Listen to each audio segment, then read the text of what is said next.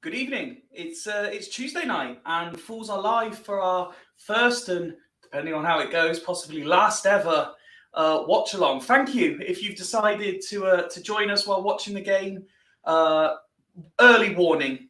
I know you'll probably be aware, but there is almost certainly going to be foul language throughout. So we appreciate it's before the watershed.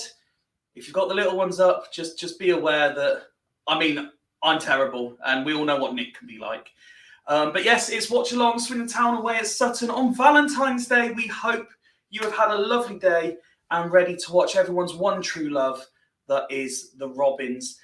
We have got a panel of regulars ready to sit through the game all together and react to what's going on. And we also have one or two people live from the ground as well. But before we say hello and good evening to everyone, let's roll the titles. Take my hand, take my whole life too, but I can't help falling in love with you. Swindon Town into the promised land. The whole point in this is obviously for everyone to get involved. We'll all be watching the same game. Let's all join in the fun and despair together. And for the entire evening, joining me, the soccer special panel. Let's start with arguably the brains behind this whole setup. In the end, good evening, Craig. How are you? Oh, sorry, you said the brains there, mate. I didn't realise you were talking to me, mate. Yeah, evening, mate. Yeah, I'm very excited. Obviously, this was something we just knocked up in the chat yesterday afternoon before the pod that we did last night. So yeah, let's see how it goes. I think the best we can hope for is that it'll be a shit version of Soccer Saturday. If that's the way it goes, then brilliant. The only thing I'm worried about, though, is if you're Jeff Stelling and Joe is Chris Kamara, that means I'm going to be Matt Letizia. And I don't know how I feel about that, to be honest. But well, don't worry, because don't forget that the traditional soccer special panel is diversified as stuff. So you could be Clinton Morrison or Tim Sherwood if you prefer. Oh, Christ, I don't really like either. I think I prefer to be Matt Letizia, actually. I'll take that back. Good evening to Nick, who says, finally I can watch a game as working on Saturday mornings coaching. Hello, Nick. And we look forward to welcoming you to the panel very, very soon. Sean says, did have tickets to go, not well. Sorry to hear that, Sean. Hopefully we can provide a little bit of entertainment. Hopefully we're not as entertaining as what happens on the pitch, because that will mean that's going to be a stellar game, because we all know how entertaining we can be. But I hope you're feeling better very, very soon, pal. Let's get someone who's already decided who he's not in the soccer special ratings. Good evening, not Tim Sherwood, or as we know him, Nick. Yeah, hi, Fifey. How you doing? Very well, thank you, mate. Yourself? Yeah, full of love tonight. All loved up, ready for a stellar performance from the boys. And as you can probably tell, I'm on my last glass of a full bottle of red. So it'll be a fun night tonight. And I will not be uttering any swear words. Yeah, well, let's not make promises you can't guarantee, Nick, eh? I can guarantee no swear words. I've heard you at football, remember? Nigel there saying, looking forward to this. Come on, you Reds. Good evening, Peter, who's gone in with his traditional 0-0 prediction. Let's get our next. Oh no, he's not there. We have another panelist ready, but he's had to dash off very quickly. So let's go live to the ground, shall we, and see how the atmosphere is. Starting with Friday Night Joe. Good evening, pal. How's it going, mate? Can you hear me okay? We can hear you fine, sir. We can hear you fine. How's things? Yeah, it's all good. Bit of a shit drive up, 3 hours, but now we're here. It's chilly. It's nice, but it's nice and dry. It's filling up nicely. See how we go. The team's been announced, and you were saying just before we went live, it looks to you like we're playing a back five or a 3-5-2 kind of situation. Yeah, they were in the warm up there. They were in a 5, so it's obviously going to be a 5 when they defend and a 3 when we're attacking. So, but plenty of physicality in there. Let's see what McEachran can do. He looks very, very small from here, so we'll see. He looks about 8 stone wet through. Well, as excited as I am that you're there live at the ground, and we'll be speaking to you, I believe, at half-time and full-time as well. We do have another correspondent live from the ground. Good evening, John. How are you? Hello. How are you, mate? Oh, good. Are you by any chance next to Joe? We're sharing headphones. Joe didn't work. Why not? My sound wasn't working, so I'm using John's for the sound. Using his earphones. John, Sean's just asked there, slight delay, I think, from when Joe said it, but do you agree? Sky are reporting Iandolo as part of a front three. It doesn't look like that to you, does it? We'll be playing 5. I'm going to thought. Okay. Brennan. Yeah, it's going to be 3. Brent. Yeah. Okay.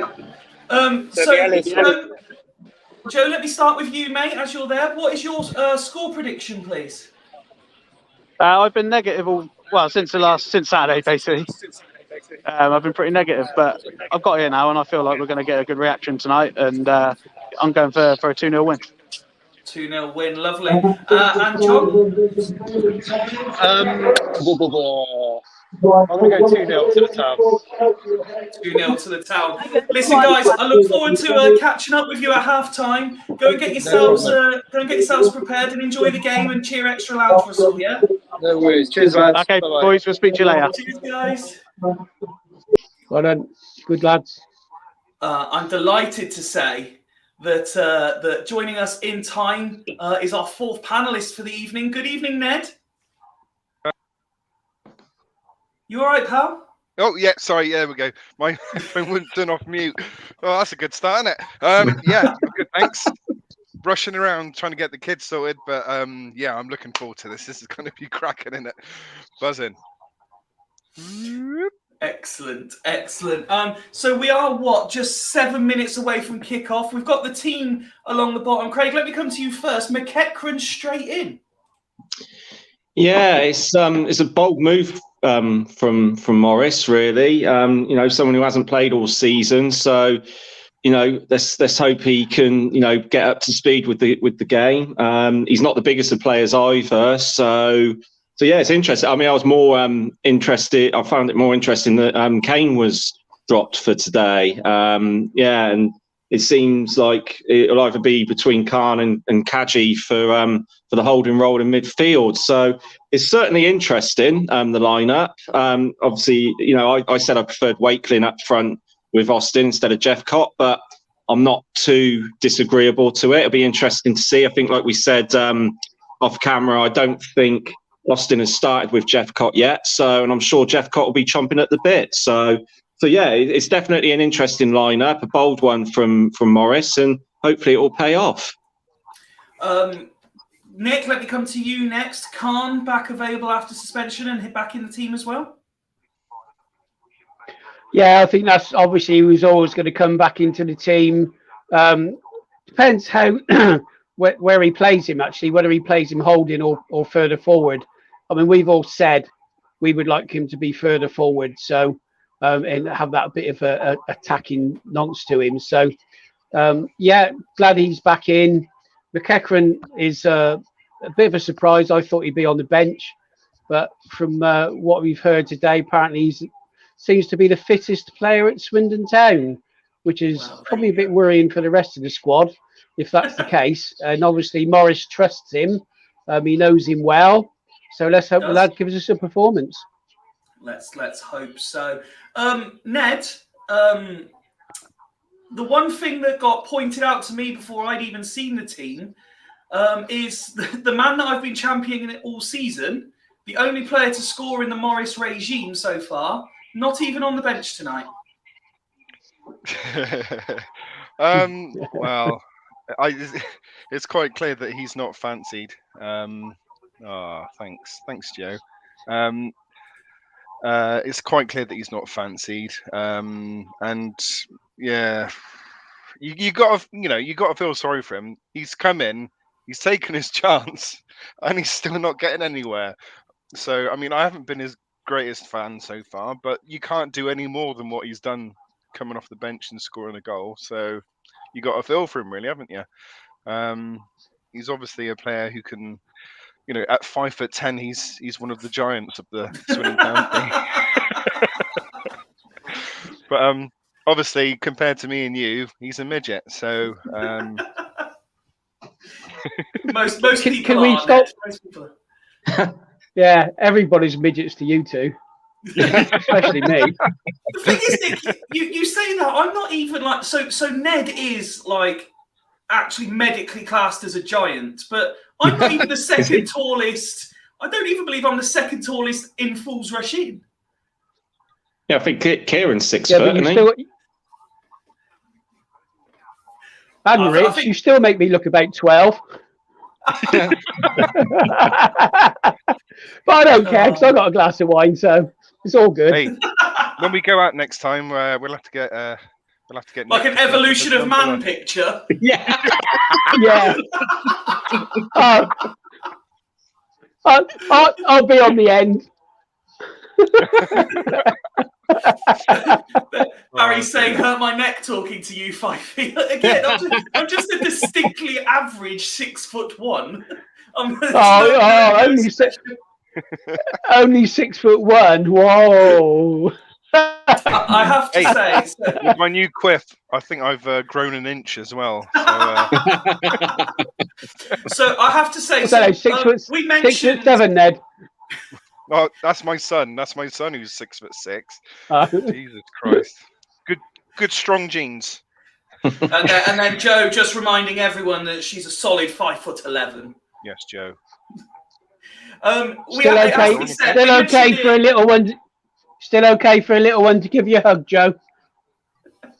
Can see the players coming out now, lining up for the pre-match. They're running into position, about to go into the huddle. We are going to try. I mean, so Claire said that she's having issues, and so she's relying on us to keep her updated through the game. I think that the one thing we will do is honesty. I can't promise professionalism. We will try our best to keep everyone updated with what else is going on in League Two as well. But again, I just want to put it out there before kickoff. There will almost certainly be some foul language through this presentation, just to pre-warn you all. I think people won't expect anything less from us, 5-2, so I think you'll be all right. Approaching kickoff time as I follow, try and put out that it's 4-3-3. I don't know about you guys. I'm still thinking 3-5-2. 100%. Or 5-3-2. Yeah, 3-5-2. Everyone watching along, we can't thank you enough for joining us. A, because this is the first time doing this, we didn't know what sort of reaction it was going to get, but also with it being Valentine's night, you probably have better things to do than listening to us. But thank you very much. And by all means, fire through your predictions now for tonight's game and throughout the match. Let us know what you think about what's going on. And obviously let us know if you agree or disagree with what we're saying. Oh dear. Oh dear. Oh no. Rockin' Robin, are they doing some kind of minute silence or something? Oh no, it's not. It's fine. I thought Rockin' Robin was going to be joining the minute silence. It's just like, oh god. It's never a good thing to see a mascot join in. Hello, Rockin' Robin. What do you mean that's our second striker? Oh my god. Rockin' Robin. We want some height in the team. Yeah. Well, to be fair, he is massive. He is absolutely massive. Oh, Rockin'. Mike's not lacking in height. Look, I'm sure to know he used to be only 6'4.5" now. The point of note is that their mascot is a giraffe, and Rockin' Robin is as tall as a giraffe. So.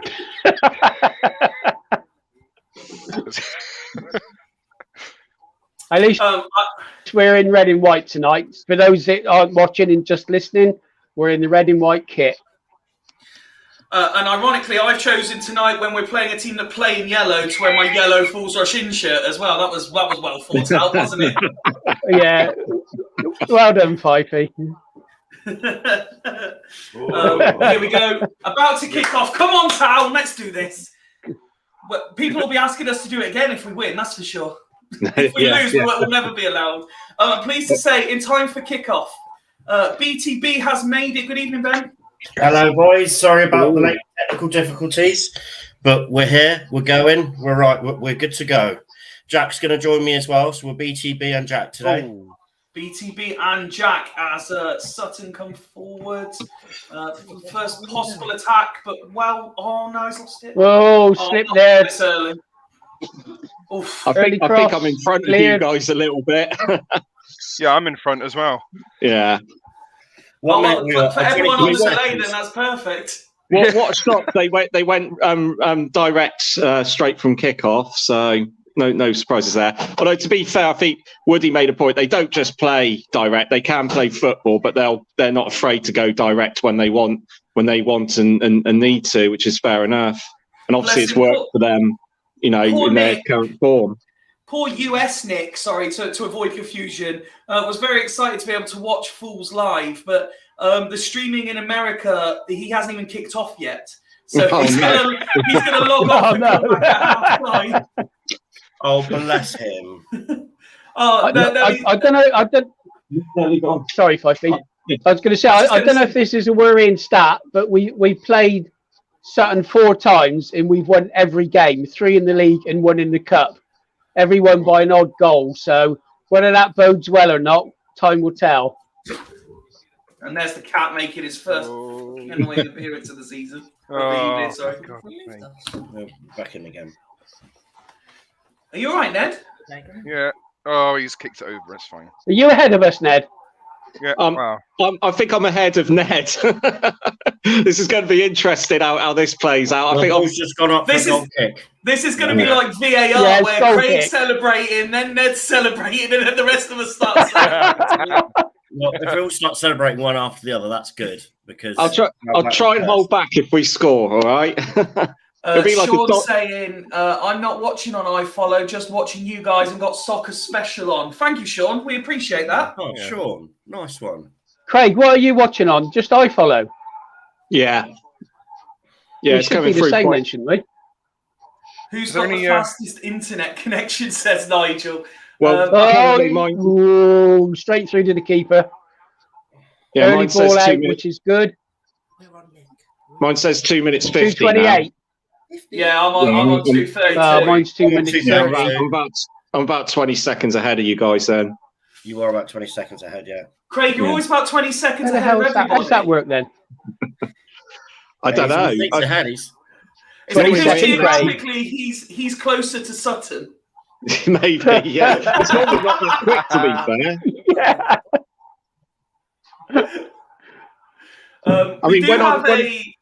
We do have another panelist waiting to join, but more technical issues on the day we start an hour and a half earlier than normal. You can see we're not prepped for this. I mean, to put it into perspective, I don't know about you guys, but this hour and a half earlier start meant I've had for dinner a pecan plat.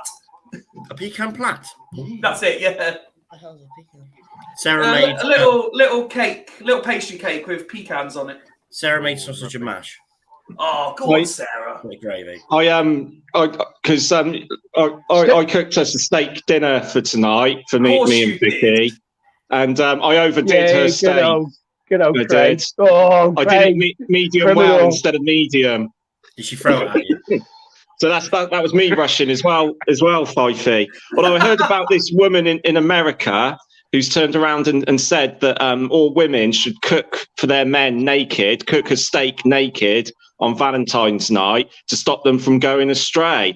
I asked Vicky if she would do that, and she said, "I'm not even cooking the bloody steak tonight. You are." So she said, "If you want to be naked, that's up to you. But I'm still eating that bloody steak." So yeah, fair enough. Obviously, I didn't cook it naked, but just dance in front. For anyone interested, whilst I'm cooking. Yeah. From their goal because of an offside. I said to her, "What do you want first, me or the steak?" Hang on, Craig. There was an actual bit of genuine information there from Ben. Hang on, Nick. What was that, Ben? Sorry. I think Swindon have a free kick about 40 yards from their goal through an offside. 40? He's in our own half, Ben. Yeah, 40 yards from our own goal. Oh, our own goal. I thought you were telling us something important about another stir frying a bottle of wine. No, I was just letting you know Jesus what's Christ. happening with the game. I think. Here we go. Go on. Cauldron. More than we did Saturday. Go on. Oh. At least there's some direct running there from Khan. Good. Yeah. 30 yard running towards the box, but gives That's it away. more than we did the whole game on Saturday. What are you watching? They're attacking. Yeah, don't forget, Ned, but we're about 20 talking seconds what happened. behind you. All right, okay. Yeah. Okay. They're telling people what's going on that might not be watching, like Sean. I see. Right, okay. Well, trying to do it properly. Oh, wild shot. Hit the top of the stand. Ned, what minutes are you on? I'm on. Well, I can't see. Yeah, because it's. I think me and You're on the replay. Patton's got the ball now out wide. 5:47. He's played it inside. Craig, would it make sense if you pause your iFollow for 20 seconds? Yeah, just Craig. All right, yeah, good idea, mate. And while he's doing that, let's say hello and good evening to Mark. Good evening. Hey. With his Wi-Fi this evening. AC Pellet PCM. I've only missed 5 minutes. Outside the box. Nice turn by Kaji. That's got to be a foul. Yes. Hi, Mark. On the edge of the box, guys. Just You're ahead of us again. Oh, there's the foul. Oh, definite. Ned, you're a bit Yeah. ahead. Yeah, but slow down, Ned. Right, Fifey, what are Ned, you on now? you're not What's the working time? now. Slow down. So ask me last, Craig, because I cocked up and pressed back when I realised I wasn't on full screen. Right, I can see it as 6 minutes 30. Now 6:30. All right. 6 minutes 30 now. Right. 6:30 now. So we've got a free kick just outside the box. 33, 4, Who's that 5. standing over it? Yeah. Who's that Who would have thought this was our first time doing it? Don't know. He's got a left foot on him. It's experimental. We'll synchronise next Thank you, Sean. Sean's doing our job for us, look. Oh, well done. Sean. Sean's the official Vivi printer. Evening, Garv. Welcome along. Oh, right. Ned head. Ned, pause it. I paused it for 5 seconds. Oh, it's bad. No, I'm behind. I paused it for too long. Ned, pause your... I've just paused it. Ned, pause yours until he takes the goal kick. I've just paused it. Mate, shut up. So I'm going to pick up. Right. So the most common question that's going to be asked tonight is clearly going to be, well, what time you got? What time are you on? Yeah, what time are you on? Right. 7:36. Oh, you're about 45 seconds ahead of me. Oh, Jesus Christ. So free kick to town 41. half inside their own half. 41? yeah. Are you guys getting further and further back? 49, What's going on? 50. What the fuck has happened Yeah. 53. We're 55. Oh, Oh, sugar. Oh, jeez. Oh, what's that? Oh no. Offside. Offside. Offside. Offside. Sutton do have Oh. the ball in there, but it's ruled out for offside. Offside. After I'm not entirely sure what Swindon had the free kick. It was played into the Well, middle of the park, and then someone he decided. fell over. Yeah, it was offside. It was offside. Someone Yeah, decided. clearly offside. Yeah, but I'm on about the Well passage of called, play Dad. beforehand. How did? Oh, how yeah, did we go yeah, it from wasn't- our free wasn't good. kick? Someone slept, didn't they? Unbelievable. See, Ben? Who was that? Brennan? Oh, here we go. What? Oh, and He's now not here, Swindon. Fifey. Go on, Charlie. Swindon now Offside. get the flag. Offside. I Unfortunately. like how someone would go, attack's over, and then everyone else is like, offside. Crawley are 1-0 up against Stockport. He's doing wonders at Crawley. He's doing a good start, Crawley. Stevens is 1-0 up against Newport. To answer your question, Mike, the reason we're all now a minute behind is because most of us seem to be organically. So Craig and Ned paused so that we're all roughly together. So Mike's going to know what's going on. We need to synchronise with the slowest. Very performer. rough. So, Mark, what minute are you on? Hang on. I'm just waiting for a replay to disappear, and I'll tell you. What replay? I don't know. Yeah, I'm on Mark, a you are replay or nice. something. Hang on. Like- 8 minutes 32. 8 minutes 32. 8 minutes, you're a Oh, minute you're behind. a minute behind. Yeah, Well, right. you're a minute behind. Yeah, the good thing is though, Mark's the going good to see thing the is, goal disallowed in a minute. if we do score, I'm going to wait and go. This looks like a really good opportunity.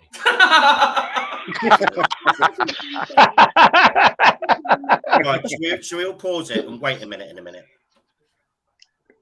Then we're 2 minutes behind. No, Yeah, because there we'll was still two be minutes by different. then, Mark can carry on playing and then we'll all I go think at the same time. we can't keep pausing it because we're going to have notifications coming up and stuff, aren't we? So Well, my phone's going to be turned off. So, yeah, but I'm doing it from my phone. oh, yeah. Kieran says, fast forward, Mark. Yeah. Yeah. Nigel saying this is just like watching Sky. Unbelievable, Jeff. In real life, they'll be getting to half What's time that? soon. But a bit more professional. Oh, dear me. Port Vale are losing it. Yay! Hoof. Smart. Are you going to do the Hartlepool shouts, Fifey, when they score? Crawley scored. The Hartlepool shouts. That happened ages ago. Well, Yeah, well, if you're Jeff Stelling, Oh, I see what you mean. if you're doing the Jeff Stelling role, you've got to do the Hartlepool shout. Mike's saying that BBC Wilts are on the second half. Well, Garvey's trying to keep it factual by saying Brennan is fucking awful. Right. Let's see where we're at now. Generally, so far, you've got to say that Sutton are outplaying us. They've created, 3-4 chances so far? Sutton have started the better in the opening 11 minutes, yeah. I don't understand why. I'd like to say I was surprised. Sutton doesn't just like launch it in every time. Has McCracken started? Is he touched the ball yet? he's Well, done we well. haven't had a chance to Really watch not the game because everyone just keeps shouting pause. Well, Austin's just gone route one, and that didn't work. That just didn't What go to on anyone. earth? Charlie. Mm, He's trying to hit it to the left wing, wasn't he? yeah. No. Fair play. He dropped deep to get to get that, but it just that didn't pay off at all. Dropping weight thing's probably a good thing. Yeah, he needed a break. Who are we on for our first scorer then? First goal scorer. Sutton. No Yeah. goal scorer. Hadji. It's got to be Will Randall, isn't it? No, come on. He's going to bloody Who's going to score. score our first Yeah. goal? I'm going for. Adaloy. Oh, wait, No, he had his day at Swindon. We'll run No, on no. the pitch. Hadji will Calm score. down. I'm going for the new Adelaide- midfielder, McCavery, whatever his name is. McEachran. McCavery. McCavery. McCavery. McEvery. Hadji will McAvoy. score. Hadji will score. I think Donovan Wilson's going to be the first goal scorer. I think he's going to get back post. Edit. Swindon have a throw in halfway inside Sutton half on the left. Come on, you Reds! Were we going to get a first live update from old? From Joseph. Well, Joe was on while you were pissing about with technology, Ben. He'll be back at half time. Oh, here we go. Go on. Oh, Swindon. What? Yes! Whoa. Yes, it's in! Yes! Yes! Go on. It's in! Yes! Now, Charlie boy. we haven't seen the goal yet, so hang on, get ready. Get ready. Go on, Mark, give us the rundown. I'll tell you how far behind we are. The club have actually just tweeted that we've scored, and they're not.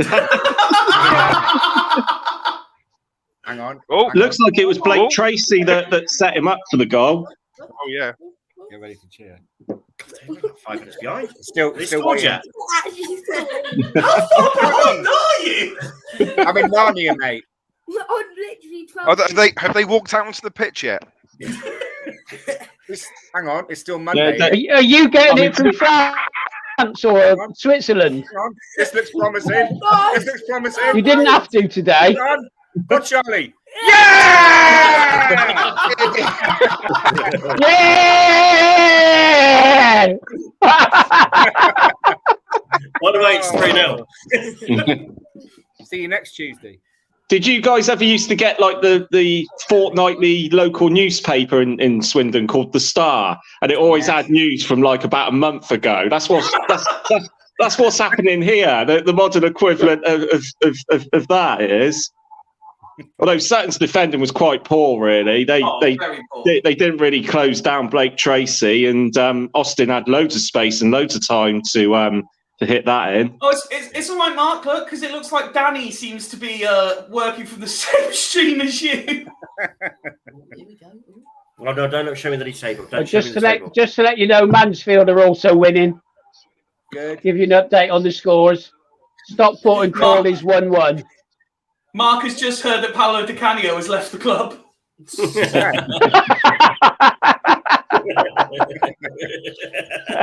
Mike says not that Mark's behind, but he's just seen Don Rogers score.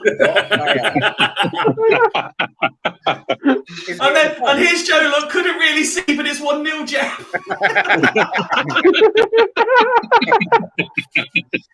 So I mean, let's be fair though, Ned. That's probably against the run of play, that goal. Yeah. Let's go even further behind. Yeah! Love it. In fairness, this is why we've got Charlie Austin in the team, isn't it? Because he scores goals. He is going to score goals at this level, given half the opportunity. It's about time we had a goal against the run of play. Let's be fair. Yeah, absolutely. To be fair, though, Nick, it's the only way we're going to score based on the performances of the last 3 games. True, But very hopefully true. This is a fillet. I'll take it all day long. Oh, yeah. Right, Come on, here comes another one. Left wing, cross it. That was good work from Khan there. Corner. To get the corner. Come on. We never score. We never score from corners. I'd just like to thank Claire as she's put, gents, this is absolute genius tonight. Loving this. Thank you very much. I wouldn't say it's genius. It's probably fucking hilarious, but yeah. Mike says he's barely watching the game. Right, so corner's just about to come in. I'm sorry if I'm ahead of you guys. Yeah, Mark is Still just waiting. about to take it. He's taking it. Yeah. Oh, come on. Here we go. Here we go. Bit of a scramble. Taking it, yeah. Fucking shit corner that was. He's taking it That now. was Oh, 5 feet. Oh. You are ahead of us. And again. Go on. That McEachran's got a lot of pace on him, to be fair. He looked quite, He's nippy, he looked isn't quite he? sharp there. Another corner. Come on, boys. Another corner. Claire Mark, we had says, our first corner yet? yes, it's hilarious, Craig, but I'm here for it. We had the first corner yet, Mark? Hang on. McEachran in the corner again. Jodie's just given Here the we go. team sheet. Can we score from a corner? That's better. That's Head it. better. Cool. Is it another corner? Oh, Ellis. Yeah, that's another corner. Come on. Oh. You're ahead of me, Fifey. I think we're still on the first corner. Yeah, we are. That was good work by Blake Tracy there. He lost his man. What I love is if they get one of these right, Mark's going to watch the first corner while we're watching the third, and we're going to react completely differently to him. Come on, let's make this one count. Donny had just scored. Yeah, just Donny are winning 1-0. Yeah, that's it. Barrow. Dear. Sean said the funny thing about this, I know we haven't scored from your reactions as it's so far behind. Nigel saying we're now all over them. Corner comes in, and it's yeah, they didn't do a good job of dealing with it, but Yeah. Back out, go on, get it in. Ping it. Go on. McEachran's looking quite decent at the moment. To Yeah, be he's had fair. a decent start, to be fair. Yeah, For a bloke that's not played since 2021, that's not bad. yeah. No, he's looking quite decent. Peter says, Set piece taker as well, which is good. We haven't really had a decent set piece taker this season, have we? Peter says hashtag corner close to nothing. And Mike says to join in with everyone else's delay, mini eggs every time. Good one. Oxford are losing, by the way, folks. Yeah, Second half, when it does kick off, though, I think we should all just wait and then just go. Because then we'll be like 3 No, because minutes. everyone watching with us will be like 2 minutes ahead of us then, won't they? They'll Yeah. pop up, the goal, and then We could only, I was just we can trying only to be call. nice to Mark. we're all who sat can- and we're still at half time. Sutton free kick. Oh. It's in the Swindon area. Sutton free kick. Oh, it's on the corner. It was Orient, Mark said we've got a corner. That's a free kick. Orient are beating Rochdale. It's actually the person. Just for some facts on Sutton, did you realise that they've also won the Anglo-Italian Cup? I did not know that. Yeah, I put that on a quiz that we did a while ago. What the fuck was that? Oh, I didn't hear that. 78, 79. Oh Well, my Jack- god, this Jack- is horrific yeah. defending. Absolutely Yeah. suicidal defending. Clayton. Oh. See, Why can't we defend? Oh, Yeah, no. 5 Yeah, Clayton got caught out there. Because we try and play too much. It's all right, Ben. We Try already and play put out too a much warning football that there from will the be back. foul language. Yeah, Ben, don't worry. Fifey's mentioned it about 20 times as a disclaimer already. Before the watershed foul language. Yeah. What are you like? No, It really is a shit Fifey's got to state. behave. Hey! what's going on? They were part timers, weren't they, when they went back? Yeah, They were about 5 they won their league to get promoted though, so you've got to be pretty Yeah. decent to do that. Fair play to them. Oh yeah, but that's probably why their ground isn't really up to scratch, because they probably weren't expecting promotion that Yeah. season. Because it's very rare that Yeah. a semi-professional Sorry. team goes up. Like Harrogate done it as well. They were semi-professional. Oh, tackle. Yeah, To everyone else, Ben. Orient are leading 1-0. Oh, yeah. That's Swindon. Is that all Swindon? Yeah, that's all Swindon. The mighty, mighty Swindon. Why did Fifey cheer the ball boy sitting down? Because again, Mike, you're about a minute ahead of us and about 17 hours ahead of Mark. Tottenham are losing in the Champions League. That doesn't matter. This is the Champions League. Sutton Swindon. This Is that as what- far is that away what- from the Champions League as you can get. Oh, no. I hope Woody's not got his alerts on. He won't be happy. Oh, No. how's he got away with that one? Go on. What's going on? Oh, No, it was poor a- ball across from the poor- Sutton defender. poor- Oh, yeah, poor- wasted. Wasted, Ben, don't worry. Oh, Wonderful. see, proper left back we need there. McEachran looks like he's playing in the holding role. Hmm. Yeah, interesting. Still, they come forward, Swindon. Keeping the pressure Oh, this is on. looking good. Oh, they the defended area. well there. Oh, well defended, yeah, well defended. But Swindon win it back again in midfield. They're pressing us It's very back. well at the moment. I think I'm a Back bit. with Brit. Our performance definitely has upturned a bit since we scored, though. We are looking a Oh, little yeah. bit more Yeah. 100%. Don't go out. I tell you, we played more football in these 22 minutes than we did the whole of the 90 on Saturday. Oh, Agree. Yes, Ned. go on. Oh, and Swindon got it again. Great pressure. Go on. I don't Make a catch it. decision. Go on. It's out on the left. There it is. Go on, Jeff. Still out on the left wing. Still on the left. Still out on the left wing. And goes out for a throw-in. It's good. You're right though. We have turned it up now, haven't we? Since we've gone a goal ahead. Yeah, we're starting a little bit. I'm pleased really because like Jack's been Morris out all day. Halfway through Donny games, I've had enough of this Morris out, and then since then he's been saying Morris out. That's it. I You wonder where just he drop gets him in that it, from, Ben. Ben. Yeah, Ben, you want? I think you're in no position to criticise, mate. I wonder where he gets these premature calls for Do you managers know out what? from. I had a long, hard look at myself in the mirror. Ben, you want everybody out. I want Morris in. Hey, Craig, you should have Ben. You should have Ben as your shot steward because he wants everybody out. Hey, Ben, I saw your posts were brilliant, mate. Your tweets today were quite uncharacteristically negative, Ben, and now we're 1-up. Have you changed your opinion on how the game's going to go now? Yes, I did actually last night in the shower. I thought last night Shout. on the show I said we'd win. Guys, we've had a Mike said Malpass out.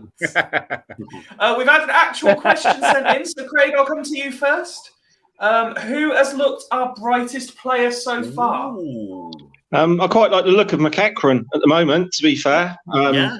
Mainly, he looks quite fit to be, considering he's hardly played. Oh, Christ, that was close. Very just seem close. to be. Sorry, yeah, we just seem to be all over the place in defence when they do get the ball into our final third.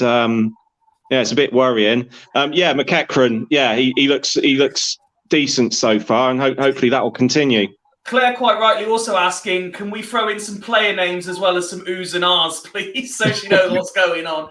Nick, we actually can't see their commentary numbers or anything about this as well, because there's people that are probably not watching the game that are just watching us. Nick, Well, who's but we're not. for you in the first 25? That would leave. We'd have to leave it down to one person commentating all the time, and that's a lot of pressure to put on them. 5 feet We'll or just ahead. carry it on as we are.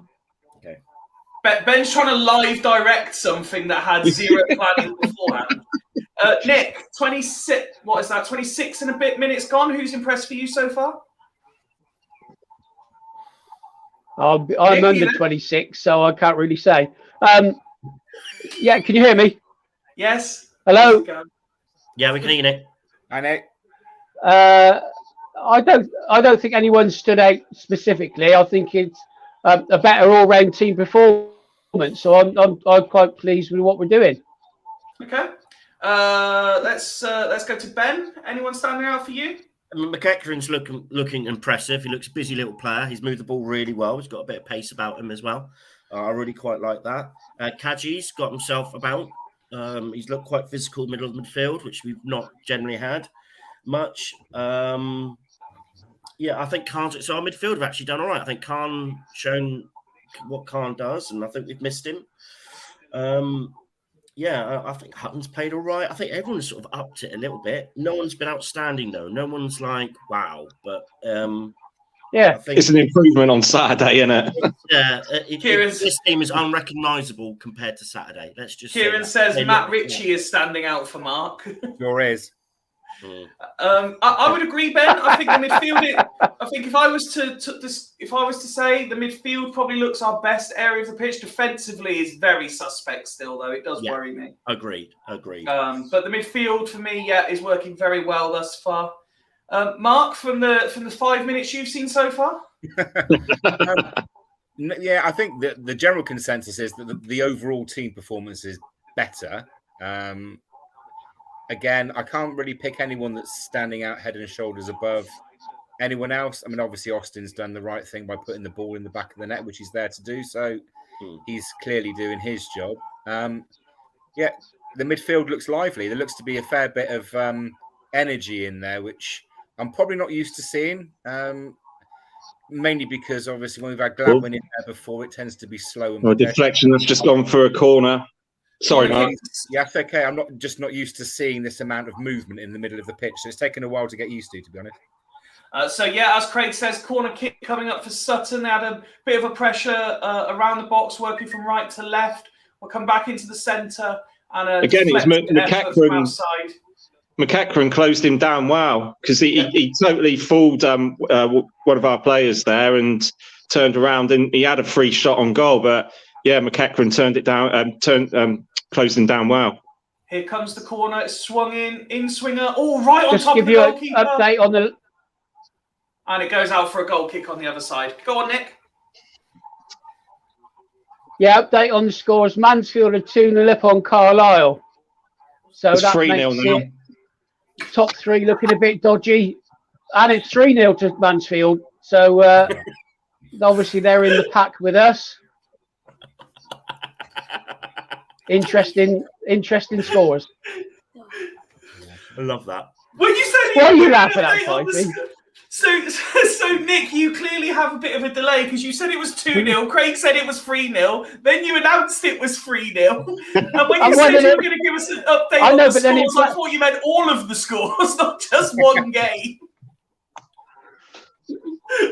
No, because that's what just flashed up. I can go through all the scores if you want, but most of them are pretty boring. Ben, did you just say 3-0 Mansfield? I just said that, Ben. I know.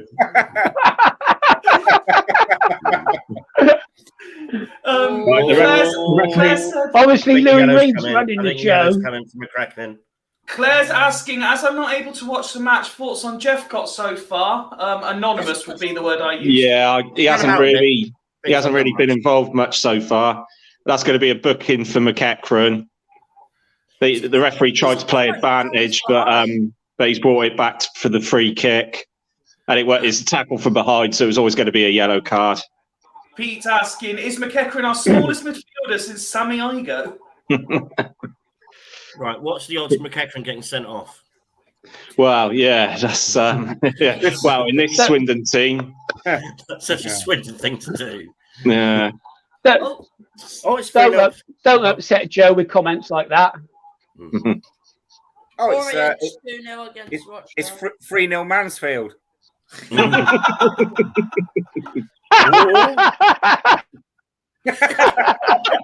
Is it honest?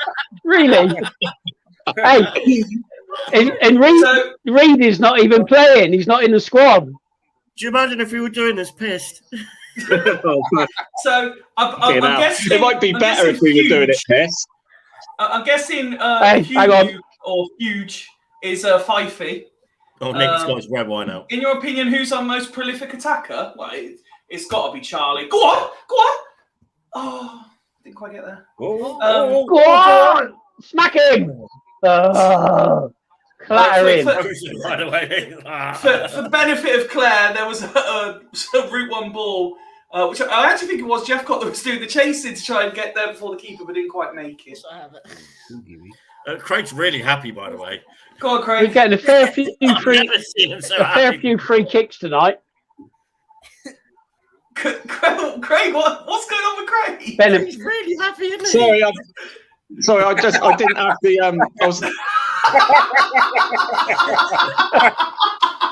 I didn't have you guys up then. I was looking at the league table, the current league table as it stands with the scores. It's Crew 1, Hartlepool 0. Should we just do the scores for teams that sort of affect us, really? Because most people aren't going to be interested in Crew Hartlepool, are they? 8th to 15th at the minute. Yeah, well, yeah, true. Yes, Craig, that's everybody. Yeah, fair enough. Mike said it's 2-0 to Mansfield. Hold on. Wait, news just in. We've been demoted to the 3rd tier. Well, that's all right. At least it's a promotion. Yeah. Oh, dear. All right, Craig. Bradford 0-0. Donny 1-0. Orient winning 2-0. Stevenage winning 1-0. Northampton 0-0. Salford 0-0. Stockport 1-1 with Crawley, and Sutton 0, Swindon 1. What matters? Swindon Yeah, have so a as- throw in an attacking position on the right hand side, but waste it. They do win the ball back though, and here's McEachran on the right hand side, and gets the ball out to Hutton, but he's surrounded by 2 players. Is he? Oh, well played. Well played. Oh, superb! What a ball! He did so well. Oh, lovely. Hutton was Whoa. cornered there, and he managed to just backheel it through the 2 Sutton players to McEachran. That was Good class. players. We have got some class technically players. We just need a bit of meat behind us. We need a bit of physicality. What's the And phrase that we coined at the from, moment, we're Joe? Ballsy. We're We need to still- be bulky and ballsy. we're still 10th in the league. Yeah. Nick, just so Guys, you know, it's only 30 odd minutes in. Let's not be looking at the league table. Oh, this is because good play by Khan. It's coming up to McEachran. Nick, What? just so you know, McEachran, McEachran comes by inside. the Sutton defender. Louis Reed's not in the Mansfield. Sorry, Mark, what was that? Louis Reed's not in the Mansfield Yeah, squad. it's the tonight. I did say that. They're winning 3-0. I did confirm that earlier. Ball still out on the left, just Are they? outside the penalty area. Swindon Shit. still got the ball. I tell you what, Still they're on going the to ball the in. team that comes through the pack. They go all the way back to their own half, though. Swindon just took I tell you, that possession, Blake. and it's back with Bryn. Oh, Mansfield has scored. It's 1-0. All right, I think you're flogging that to death now, Ben. Long route one from Swindon is nodded clear from the Sutton defender, but a wasteful touch gives us the ball back. Oh, good. Cheers, mate. The last thing we want is a wasteful touch, isn't it? It is. Wasteful touch. A wasteful touch. Wasteful. That's a Throw soundbite. in. Throwing on the left hand side for Swindon. What do you think? They think they sell nice burgers at Rose's. It's Oh, it, here's go on. Khan, he's brought it out to Hutton. Oh, go on. Have a Hutton with a good bite. cross. Hit it. But it's just gone to the Get it in. towards the corner flag. Hutton. Oh, what a cross from Blake Tracy there. Oh! Yeah, well, easy save for the goalkeeper. But that was a terrific cross from Blake Tracy. Yeah, that was a good ball from Blake Tracy. I think it was Hutton coming in on the right hand side who won the header. Yeah, it Is was that 'cause Hutton, yeah. He was wide on the Kinda left. came off his back. Blake Is Tracy? he, Yes, this he is was why on the Blake left. Tracy should be a left back. Yeah. I think Blake Tracy has been more impressive down the left-hand Who the side hell than would what say Iangelo has. So we've got some comments coming in. Kieran Well, says, there's a hashtag surprise. let Mark speak. That was a while ago. Uh, 'Cause I was just trying to say that Louis Reed wasn't playing for Mansfield. And then he's decided to just put wasteful touch. Toby asking, where's the FRI scoreboard? It's a good point. Maybe if we do this again, I'll work out how to do a scoreboard at the same time. We got a question in for Mark. Thoughts on Blake Tracy this match? Well, Yes. Hutton's picked up the ball here. That's a good ball, but it's been headed out by the Sutton defenders, but only as far as you don't know. The players are too small. I can't see who they are. It's in the Ooh, area, though. Yeah. You should Oh, worry. it's over the bar. Sorry, Claire, you're just going to get oohs and ahs, I think. That'll probably make more sense than me going, Just who's hit one that? over the bar, Let's Claire. see. Outside the box, curled one, left foot, just went over. Sorry, Mark. As you were saying on Blake Tracy. Yep, solid so far. He Mm. looks a little bit more lively and more assured than he did compared to Saturday. So hopefully we'll have a clean sheet. Ben, one for you. No mention of the ref yet. Does it mean he's having a good game? He's not having a good game, is he? Well, no, at this moment in time, the ref's not done anything controversial. He's not been No. noticeable. So I can't moan about the ref. The booking was deserved for McEachran. He had to book him. Talking about refs, I meant to say after Saturday's game that I thought the ref was the man of the match. I thought he was excellent. Yeah, I get no complaints. You know what? Swindon are really terrible. The refs are actually never bad, is it? Look, refs. This whole thing about the refs being bad at this fair play to him, level. he was really good. The refs have always been But he bad was at really this good level. on Saturday. Evening, Royston. Yeah, Craig, but they're even bad on VAR, Craig. They're fucking bad. Yeah, but that's Craig- different. That's not the match referee, is it? That's different. That's people in. But that just reflects reality, doesn't it? With VAR. Yeah, but how many times have you seen people in the studio after they've seen the replay 4 or 5 times and they can't agree on it? So it's just a reflection of human nature that people get things wrong. It just Craig, shows Claire how bad says- VAR is. Careful, Craig. 5'4" is a perfectly good height. I will have you know. Mansfield's 4-0 now. What did I say? You said that all the players are too small. I didn't say that. You did. You said they're too small. You couldn't see who they Oh, were. right. Well, sorry. Yeah. Sorry. Yeah. Kieran says it's worrying Craig's eyesight Yeah, isn't but that good. Craig, Well, in fairness says feel to more Craig, that's the organised tonight. screen. I think we all suffer from that. Well, I'm watching it on my tablet. I can't mirror it onto my TV because my TV's that old. It doesn't do it. So, Ben, question for you. I guess this is for you because of how it's written. Is Ian Dolo playing in a position? He's playing Ian Dolo. He's playing left wing back. He's not been called for anything. He's not done anything much, but he's doing all right for someone covering a left back's position. Who's not a left back? He's not playing left back. Left wing back. Kieran says if the refs were good, they'd not be at this level. And then we got a new question in. I think this is for all the panel, other than Mark. Thoughts on Mark's dog? Lovely, beautiful creature. Lovely dog. Big old lurcher. He's off now. Size of a small horse. Let's go. Look at my iris. Yeah. Ned, let me come to you as Can you hear Pete me says.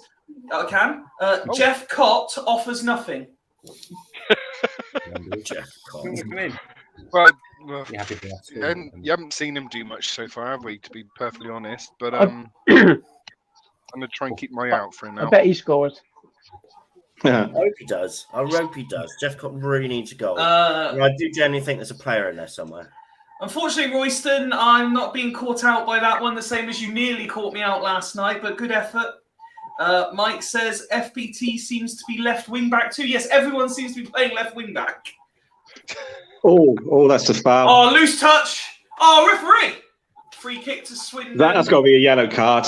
Surely. On the right-hand side, what we say about 15, 20 yards inside the Sutton half. He's got no cards. Yeah, he's getting his card out, and he's got his card out. Yeah, it was a cynical foul because Khan was away there, wasn't he? Yeah, and he just pulled him back. He was racing past him. Right, Hutton, whip one in. Austin, far post, 2-0. Let's have it. Claire says, all we need now is Joe and John to chip in live from the ground, and the panel will know how Mark is feeling 2 minutes behind the action. He's gonna join in a sec, isn't he? That's what's gonna happen. We still got like 4 minutes left. It's gonna happen. Right, so McEachran's taking the free kick. Left-footed in swinger from the Whipped it in. right-hand It's side. looking good, but I think the keeper's got it. On the bench. Why? That's the problem when you got no height. Weren't really ever going to win anything there. Sutton dished the ball out quickly and get the first touch on the halfway line. Oh, nearly get the second touch too, but it's cleared out for a throw-in on Swindon's left, Sutton's right. About halfway inside the half. Looks like it's going to be a long throw. Craig, I think we're getting the hang of this now. I'll comment when we're defending, you comment when we're attacking, and Nick will just chip in when he wants. Where's Nick anyway? Is he gone? Nick, I think Nick's internet is having issues. Good question. Throw-ins come in. Swindon, Diver trying to clear it, and Sutton keep it alive in the penalty area. It's hooked clear, and is it going for a corner? No, throw-in to Sutton, literally centimetres away from the corner flag on the right-hand side. If you could pick 3 players, Fifey, from Swindon's past to play now, who would they be? In this team, in the style that they're trying to play, stuff that, hang on, Sutton always cleared away, hammered clear, and crosses the halfway line, but there's no Swindon players in attacking positions. In the style of play Swindon are trying to do, I would say Well, we definitely need a proper defensive mid, as I said all through the January transfer window, as well as Sutton, poor touch, and it goes out for a goal kick. So a proper holding midfielder. I think, I know he's not a fan favourite as such, but I do think Dougie would look good in this team. Surely Miggs. Yeah, Miggs is a great shout as well. The defence is crying out for Gordon Greer. Absolutely 100%. crying out for Gordon Coldwood. Greer. Gordon Greer, Colin Coldwood, Sean Taylor, one of them. Yeah. I'm trying to keep it in my time because obviously, you could say like Don Rogers and that would obviously look good in this team. John Trollope in. So is Fifey Dan Ireland, you're missing. Is what? Sorry, Ned. Is basically your time is what Mark's seeing on his screen right now. Which way are we attacking first half? On our screens, left to right, Sean. Great choices. I'll keep thinking of a third one. I'm not sure who I'd go for on the third. I'll keep thinking and I will let you know. The good news is the Swindon town will be attacking the Swindon fans in the second half, and there seems Whoa, no need for that. I always think that's a bit of an advantage. Oh, how very dry. I think Ben's completely oblivious to what you just said there, Mark. Ben, they're talking about you. What did they say? What's going on? So you said the good news is the Swindon players will be attacking the Swindon fans in the second half, and Mark went, "Whoa, there's no need for that." They did that on Saturday. We are literally seconds away from the halftime whistle. I've not seen the board, I don't think. Yeah. See the blooming screen. There we go. Look. Free kick just sails out for a goal kick to Sutton. And I will, as it's in that half, Craig, feel free to take over for a minute or so. Okay. Well, Sutton play a long ball forward into our half. It's headed out only as far as Jeff Cott. And he does well, but he was under a lot of pressure, plays it back, and yeah, it's booted back into the Sutton half, and their goalkeeper's picked it up under no pressure at all. So yeah, it looks like he's going to go direct again. All right, Ben, I'll start with you for this question from Mish. Who would your man of the first half be? Ooh, good question. Good question. I would. It's close between Blake Tracy's played quite well. McCracken, the new guy. McCracken. Well. Easy for you to say. Ben's never going to give it to him because he can't pronounce his name. No. So I think one of them two, to be quite honest. Okay. Jack? Blake Tracy. Blake Tracy. Mark from half an hour in? Yeah, Hutton so far for me. He's quietly 10 going minutes about in though, his business. Mark. It's early days. Nick? I'll go Blake Tracy as well. Okay, lovely. Ned? Yeah, FBT. He's the reason why we scored that first goal. So. And as the half-time whistle goes, 1-0 Swindon Town. Craig, who are you giving man of the first half to? Yeah, I'll give it to Blake Tracy. Since McEachran got that yellow card, he's kind of faded out that first half, even though he started off very, very brightly. He does look promising. Bloke's not played football in like a year and a half. Yeah. And fair, his energy levels have been absolutely off the wall. You know, it's, he's done well.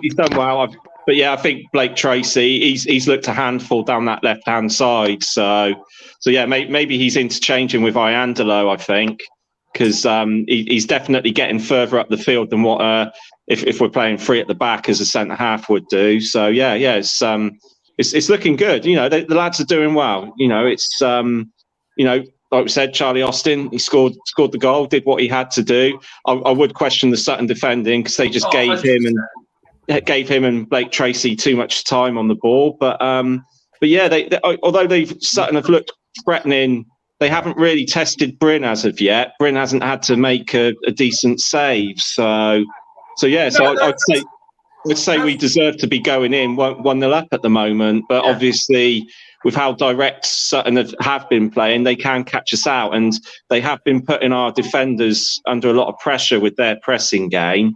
But will they be able to keep that up? Will they be able to keep those fitness levels up and continue to do that in the second half? We'll have to wait and see. But yeah, good performance so far from the lads. And yeah, hope it continues second half. For me, I'm gonna, in spite of the yellow card, I'm gonna give it to McEachran. I think he's been integral to everything we have managed to do this half. He's not afraid to put a challenge in. He's clearly comfortable on the ball. He keeps it moving, and already he seems to be, when he drifts out to the right hand side, him and Hutton have caused a few moments of panic for Sutton. So I'm going to give it to him. Claire then says, which Sutton players, if any, are causing us any problems? And based on what Craig just said there, I'll be honest, I don't think they really are. They're getting a couple of decent touches and have had the ball in the penalty area, but it's more us looking suspect defensively than them causing us problems. To be fair, sorry, Fifey, their left back, I think he caused us problems when they played at our place early on, and we'll have to be careful where that our back three does cover for Hutton when he goes up to their left back. He seems to like to drive forward into our area, so he might be an issue in the second half. He only did it a couple of times in the first half, but that might be an area they might look to exploit when Hutton goes on his goes into their half. So yeah. Is Marcus Fjortoft on comms tonight? I've no idea. I've got it on mute. Marcus Fjortoft making my commentator's debut this evening. BBC Wiltshire as Sutton take on Swindon. I would say yes then. Yeah, Marcus Fjortoft. Oh, wow. He was born in Swindon, wasn't he, Marcus? Yeah. Pete asks, are any of tonight's panel going to Salford on Saturday? No. So I'm just going to watch Cheltenham Saturday. Okay, excellent. In his Swindon shirt. Good lad. Good lad. He's going to be on the pitch as well in his Swindon shirt. We've done tweets just come in. Time to tune in for the halftime analysis on Fools Rush In TV. Thank you for joining us. If you are coming just for the halftime analysis, I'm sure it'll be a professional approach to it. Mark hasn't even got to halftime yet. Oh yeah, been halftime for a while. It's all good. Okay, you're catching up a bit, are you? Ned, let me come to you first then. Overall thoughts on that first half? It's 1-0, probably deservedly so, but again, we've looked a little bit suspect defensively at times. Yeah, at times is a good evaluation there. I think the first 10-15 minutes, whoever's got the sound on, can you turn it off, please? It's not me. There we go. Someone's got Wiltshire sound on. Anyway, thank you. Yeah, so I think in the first sort of 5-10 minutes, they looked like they were going to score. They really did. They're sort of four attacking players. Any one of them could have scored for me in that first. Sorry, Ben's just put his halftime order in. Let me just mute him. Fuck's sake, Ben. Jesus. Carry on, Ned. Yeah, I'm going to say, in that first 10-15 minutes, I think any of their forward four could have really, could have been on the mark. We kept on giving the ball away. Kieran Brennan looks as usual, awful self. I mean, I think everyone else has looked really solid. Kieran Brennan for me has been a bit of a liability so far. There's a few misplaced passes and a few panic decisions. But apart from that, I think we've looked pretty solid. I think Khan's had a really good first half as well. McEachran, I can't believe he's come in and been set piece taker. There's been a few dodgy ones, but overall he's been pretty decent. But yeah, I mean, I think that Omar, I don't know how his surname's pronounced. Bugiel, was it? He's dangerous. So we need to make sure that we mark him out of the game when they put balls in the box, because he looks like he's going to get his head on something at some point. But yeah, I think overall it's been pretty decent, isn't it? It's just the defensive frailties, and I hate to say it, but Ellis has been pretty rubbish in this game so far. Massive liability. Oh, Ben's talking. Ben's muted. Oh, okay. I didn't know if he thought he was talking into the. Ben looked hurt then, Fifey, when you said that. That's because he was probably making a really, really good point, but no one could hear it. I was just saying, I was agreeing with Ned, and I'm just thinking it seems like the club are just waiting for Tomlinson or Love to be fit again, just to fit him in there. Because that will make a huge difference, especially Tomlinson. I don't want to interrupt you here, Ben, but we can go live to the stadium. They've sorted the connection, and there is Joe. Welcome back, sir. Tuesday night, Joe. Joe, can you hear us all right? Joe. It's Johnny Williams in the stand. Nah. We can see Joe, but we can't hear him. He's not talking, that's why. Joe, give us a song.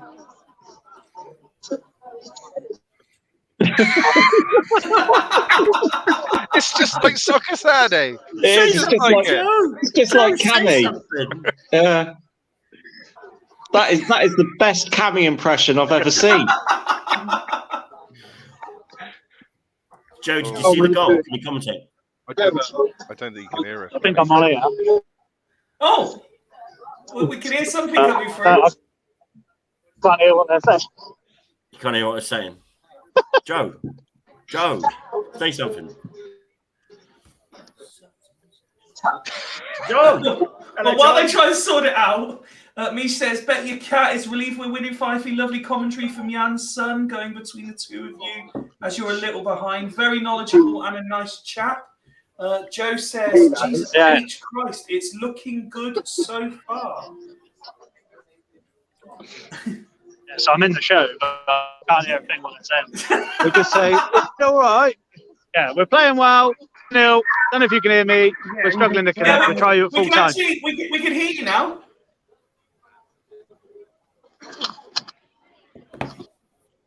Absolute carnage live in the show. The minute we tell Joe we can hear him, it all goes wrong again. Maybe he's on the same delay as Mark. I'm just delayed. Joe, between you and John, have you got a camera that's working and some sort of microphone that's working? Oh, John's about to jump on. John's there. John, can you hear us? No, I'm guessing.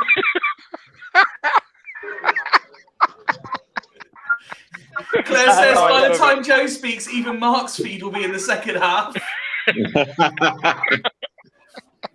Well, Fifey, while we're waiting, shall I just run through some halftime scores for those teams that are around us? Yes, please. Yeah.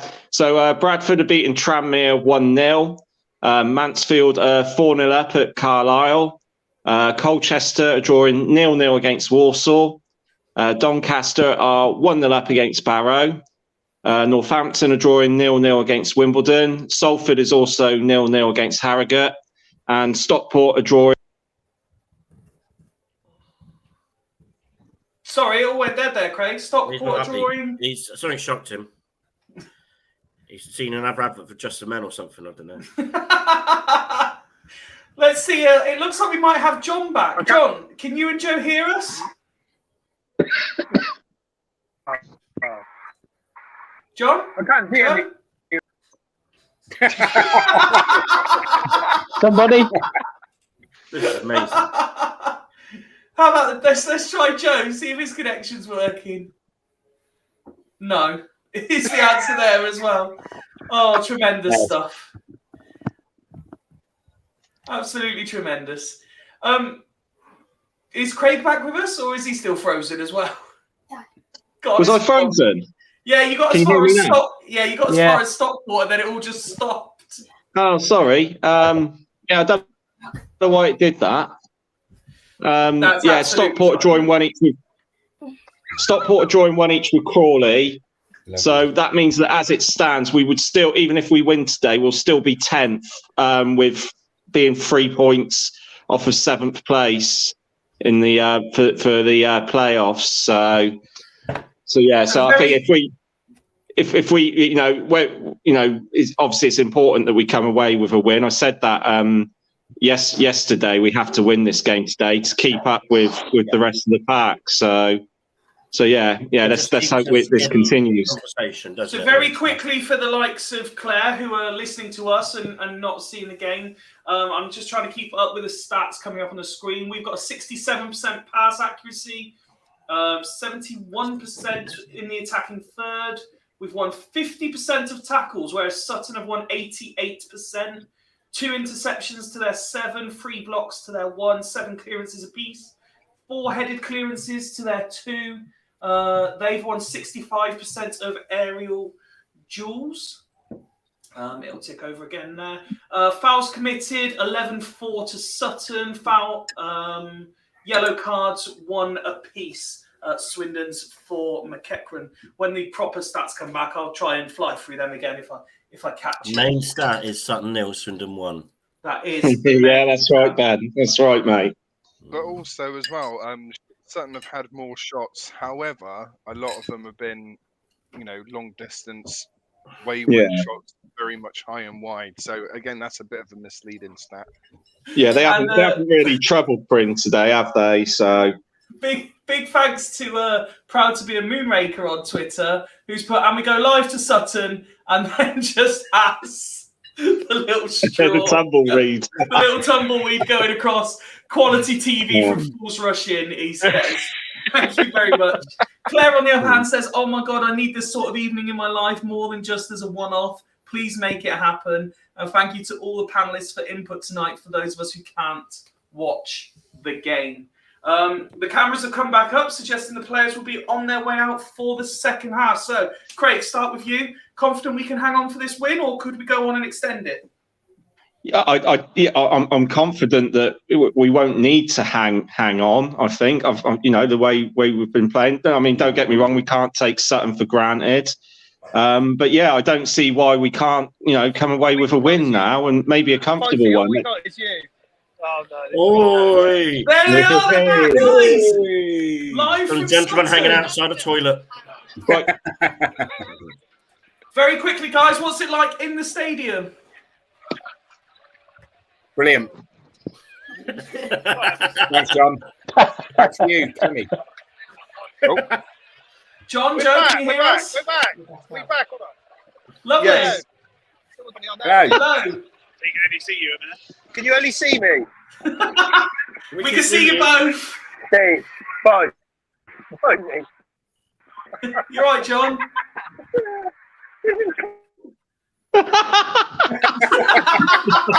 Brilliant. That's absolutely brilliant. I love it. This is like trying to talk to an elderly relative over the phone. What? Hello? I can't hear you. Ned, let's come to you. Confident for the second half? 100%. 100%. I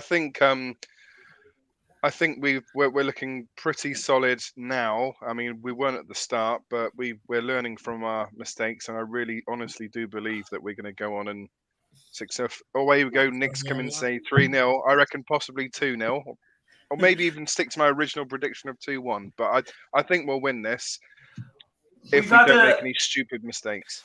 We've had a tweet in from superfan of Swindon Town, Matt Anderson, famed for the clips that he puts out on match days. I've tried watching the game, clipping the game, listening to you lot is an absolute nightmare at 4:30 in the morning. Half-time listen only, I'm afraid. Enjoy the second half all. Thank you, Mr. Anderson. Keep up the excellent work. Ben? We're gonna keep this lead. We're gonna extend the lead, or is Sutton coming back into it? Oh, I don't know. Let's hope we can extend it. Really, I think a second goal will make me feel a lot more comfortable. I'm still a bit at 1-0. Anything can happen, especially with our back three. So I'd like a second goal before I can confidently say we're going to win this. Mike says, "Can you all stand up and then sit down at kickoff?" I think it's so he can judge the delay between everyone's streams. Go on. We'll stand up. Whoever kicks off, stand up, and then we can see the delay. I'll do it. So I'll stand up and sit down when my game kicks off. Hang on. Oh, are you up? I've nearly kicked my appetizer over. Is 5 games started then? No, I'll sit down. Like, there's kickoff. We'll stand up then.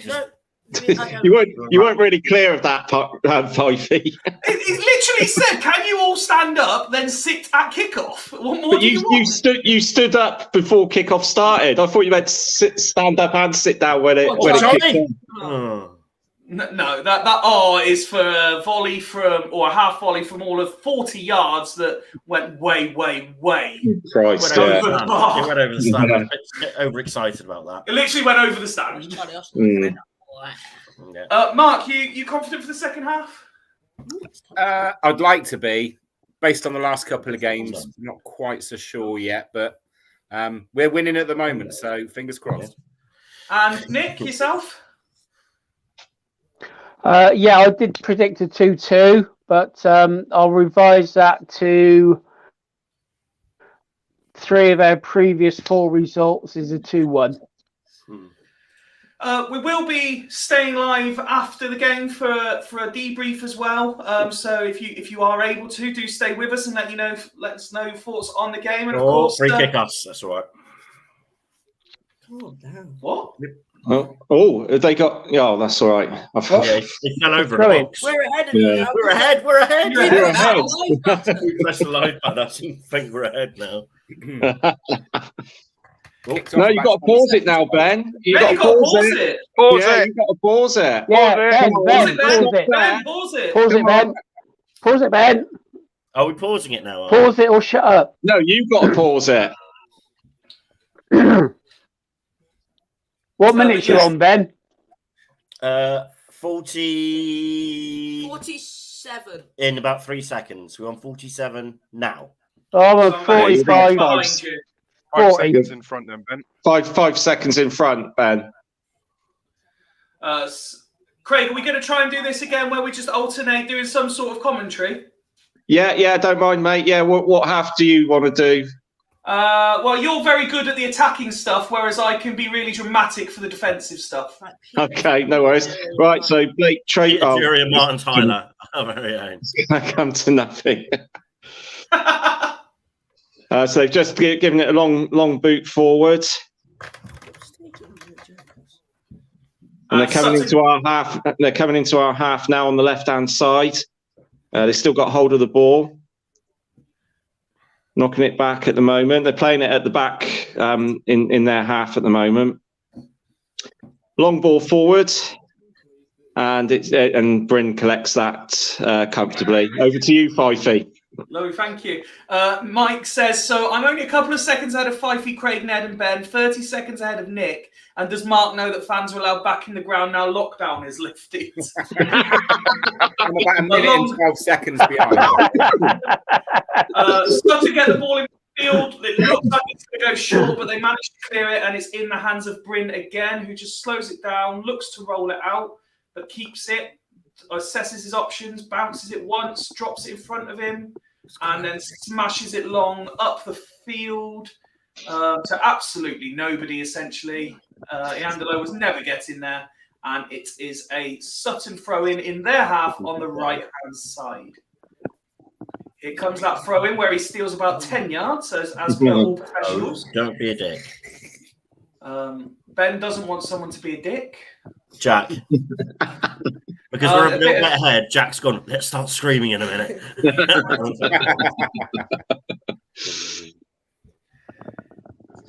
And Swindon managed to win a throw-in in their defensive half on the left-hand side, which looks like Blake Tracy will be taking. Just seeing what's going on in the chat. A couple of new followers on Twitter doing this. Thank you very much. Welcome to the roller coaster ride that is Fools Rush In. Thank you very much. Free kick just inside our own half on the left-hand side. Just puts it over to the right-hand side.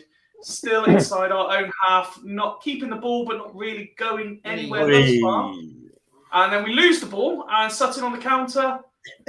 It's on the left-hand side of our area. Comes inside, chips the ball. Oh, just over the bar. That was Sutton got caught in possession. Harrogate are beating Salford. Oh, get in, Harrogate. That's good. Danny says we're about 3 minutes ahead of them, so she's about in line with Mark. Oh, But yes, goal What's kick. he doing? Oh no. Block. Ben clearly didn't pause it for those 5 seconds. The goal kick's taken We'll see in a short, second. lost, Oh, Christ. and then blocked. And then a second block. That is absolutely criminal. Criminal for a goal kick. Oh. If Jody Morris is telling them to do that, he can fuck right off now. That was reminiscent of how we used to play out from the back under Mark Cooper. Love it. Shall I pause this a second so we're a bit long with everyone else? And the ball is back with Yeah, Sutton. pause it, Ben, because you're doing my head in. The fuck is going on with that goal kick? They're showing the replay, and it's even worse in the replay. 5, 6, 7. Go. It is even worse in the replay. It should be one apiece. Sutton have absolutely wasted that. Criminal. We have got some dodge at the back. We need to sort that out. Hopefully that comes playing together. And Garv saying that away fans doing us proud, singing their hearts out. It was never, ever in doubt, was it? Nah. Swindon fans. Of course you would. Swindon away do from travel home, very, rest very in the well. league. Another goal kick. You'll notice I'm doing a lot of commentating. They might be best in the league away, Ben. Christ. Ben, they might be best in the league away, but they're not best in the league at home. No. Swindon fans. The flick on. Yes. Go on. Go on, Craig. Go on, Craig. You have a minute. Yeah, no, that's fine, mate. Yeah, McEachran, he put their defence under a lot of pressure there. He just came out of nowhere. He was like lightning, wasn't he? He was so quick. I'm really like the look of him at the moment. Really? It's gone out for a Sutton throw deep in their own half at the moment. Looks like it will be a long one. That's what she said. Valentine's Day. Sorry, I couldn't resist. I was always going to say that. What? But Go on. McEachran's picked up the ball again. Sorry, I was but falling over. Craig, is that your... So for those who are listening, McEachran Craig, is got that the your ball 12-inch? Yeah, my foot long. Yeah. And Austin fell over, and McEachran got tangled up in Austin while he was on the floor. We need Now it's over to you, Fifey. Yeah, a ball, Sutton down the other end while we're laughing at Swindon players fouling each other in the attacking half. They do get the ball across the area, but there's no one there. And Swindon are able to clear. Look like there might have been a moment where the Sutton defender and goalkeeper have a bit of a mix-up, but they clear it back over the halfway line. But Swindon retain possession. And it's out with Iandolo looking for an option. Gives it back just inside. Oh, drive. Go on. Go on. He's driving forward. As well to McEachran. McEachran's got it on the outside of the area. He passes it to Iandolo. He crosses it in. It wasn't a great cross, and it bypassed all our players and the Sutton defenders. And it's back in our half now. That's how shit it was. It's back in our half now. He's hit the cross that hard. He would have got a speeding ticket in a residential area. On the right hand side, ball comes in. Oh, and it's out on the left. Yandela keeps it in play. Can he get the crossing this time? Better. Oh, it's out for the corner. Come on, Town. Mike says, I just put BBC Wilts on and they've got to be at least 2 minutes ahead of even my iFollow.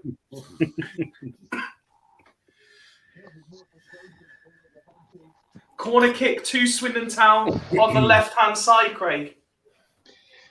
Yeah, so it looks like McEachran's taking it again. He's made such a difference in these lads. Yeah, I'm glad that he seems to be decent at set pieces as well. And now I've probably jinxed it, I bet. But let's see what he does. Yeah, it's not bad. Oh, this came in. Blake Tracy was, he managed to get to it, but wasn't a strong enough header to trouble the Sutton goalkeeper. Yeah, as well as Sean Taylor would have had that. Claire says, you're doing a cracking job, gents. This is the best way to end a tough day at the office. Thanks for giving up your evening to do this. Nick, we are 10 minutes or so, or just under 10 minutes into the second half. Thoughts on how we started? Yeah, I think we're not under any danger of conceding. We've had a couple of good runs down the sides, so I'm quite confident that we'll actually get a win here like we did last season. So yeah, it's all looking good. Throwing Sutton in the Swindon half on their left-hand side. You're right, Ned. Yeah, it's just we're not looking like conceding. All of a sudden they got Ned, you're right. potential for a long throw. I think we only look like if we're going to concede. Yeah, I'm it's about a gonna be minute. I'm so about 30 unflexing. seconds behind Fifey. I never said anything. It is back with the Sutton goalkeeper who hammers it long up the field again to their left. Swindon's right. They do retain possession though. Roses is looking. Yeah, quite see, you're 30 seconds in front of me. Sutton still have the ball just outside Swindon's area on the left-hand side. It's into the penalty area now. Can Swindon get this clear? My man's on the right-hand side. Fifey, what are you on about? They're on the right now, Nick. They're on the right now. We got the ball. We got the ball now. We got a free Swindon kick. do Yeah. manage to pick up the loose ball. We got a free kick. Yeah, just got a free kick. Yeah. So Nick, you think you're about 30 seconds behind? You're actually about 4 seconds in front. I don't know. 56-21. Yeah, you're a few We got a seconds free ahead kick. now, Nick. You're actually a couple of seconds ahead, Nick. Gillingham are beating Grimsby. Carl, thank Christ for that. Now stop interrupting. And it's gone through to their keeper. He rolls it out to their left side. Thought that was more relevant. Pushes forward. They were more Long ball up the wing. No, And it's sort of half cleared. Yeah, push forward. Back, What I love straight about back to this Sutton. is we've established that Nick's about 4 seconds ahead, but then his commentary is about 5 seconds behind. No, it's not. Played across their midfield, out to their left wing. He's going to cross it in first time. Controls it, lays it back, blocked, and looks like it's gone for a corner. Oh no, he's a few seconds ahead. Is that Nick. right? He's a few seconds ahead again now. Yeah, it's Yeah. out for a corner, Nick. Well done. Ned, do you fancy commentating for the corner? Thank you. Well, I'm about 3 seconds behind everyone else, so I That's don't all think right. there's much point. It's all right, don't worry about We it. can take. Should we just have a rotor on minutes and who does who? 'Cause Ben, do you fancy go? I fancy a go. Go on then. You take it from the corner. All right, corner whipped in from Sutton towards the far post. There's a bit scrambled in the box, Ooh, and nice. it's cleared. Charlie Austin whacked it down the centre, which is intercepted. What the fuck is he doing? Shot, and it's over the bar. Why is he putting it back in the centre of the pitch? Do not do that. Schoolboy defending. You're supposed to be the most experienced member of the fucking first He's team. trying to slip McEachran through, No. and he's just giving it No, away. it's terrible defending. It is terrible defending from the striker. Yes. I think, Ben, you should carry on commentating instead of Fifey, and Fifey could just do Go the on, Ben. reactions. This is gold. This Right, the is. ball in the centre Yeah, circle, yeah. which is laid Yeah, up. good free kick. Here we go. Got a lanky legs in the middle. I've forgotten his name. It's a free kick just outside the. Come on! It's going top left corner by that new guy that I'm not Right. typing Oh, out. Now, don't give it to let's see Angelo, who's for got fuck's this. sake. I'm pretty sure Yeah, McEachran's Kate. not going to let this go. Kane's not on the pitch. We needed Kane on. No. That's a yellow, surely. I think that should be a yellow, but I don't think. Yeah, it looks like he's given a yellow. Is he? Oh, yeah. yeah. Right, who's standing Has over? he? We've got Jeff Cott, McEachran. Jeff Cotkin. McEachran. McEachran. Cavalry. Can someone put it phonetically in the chat for him, please? McDonald. Jeff Cotkin. Looks like McEachran's going to line this up. No, God. Macaroni. Pronounce his What? name. No, it's not. Mac and McEachran. cheese. George is angry over this. George, yeah, I'll do. It's Jeff Cott by the looks of it. Jeff Cott and George standing over it, which is going to be Jeff and George. Jeff and I George. saw George line Is it- it up. Is it right or left? Right foot, George left is foot just shot. to the Which is left, it? left hand It side suits of the the right D. footer. Left hand side of the D. Yeah, I think it's going to be I Jeff. think it's going to be Jeff Cott bending Nah. this in. Left footer, top left hand corner. Come on, boys. The referee should make Ooh, sure the ball's in no. its position. Right, so that's not gone in then. No. Oh, it was on Save, top of Jeff keeper Cott, but saved it's called it. the keeper's hand. Easy save. Nick, can you What are you laughing at, Ned? Nick, can you pause it for about 4 seconds? No. Right. 1 and 2 and 3 and 4. George, there you go. How's that? One back there by How's Sam. that? That's good. Perfect. What are we doing now? As they're trying to push through, one of their mateys is about 35 yards on goal, lies onto the left What wing, Crossed it. level with the penalty box, who whips it into the far post and well out by Bryn. 2 plans. Lays it off now, and Swindon break themselves with his looks like Khan on the ball. And Stevenage are 2-1 up against Newport. No one cares. Ben, don't multitask, mate. Just do the commentary, yeah? Yeah. You do it well.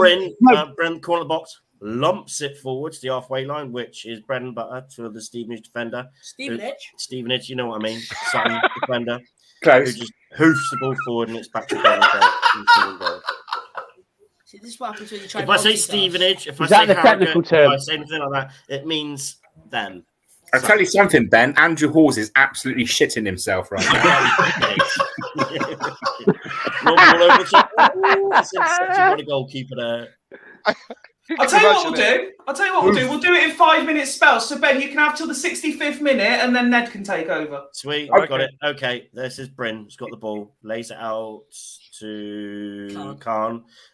Jack's there. Never mind co-coms. He's just directing. Back to Khan. Still just outside the box. Swindon needs to stop pissing about with it. It's a long ball pumped up the field by Blake Tracy.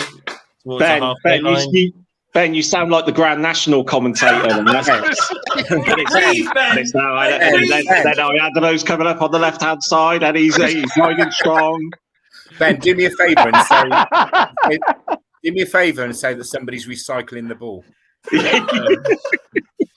Just that's long pump forward, and Swindon have managed to recycle that, but it's gone off the Mike says, let me just bring this one up. Can Jack speak over Ben like Grant does Andrew Hawes? Mike says 65th minute on our clock. We've all pretty much got it roughly in sync now. So Ned will jump in when he says 65.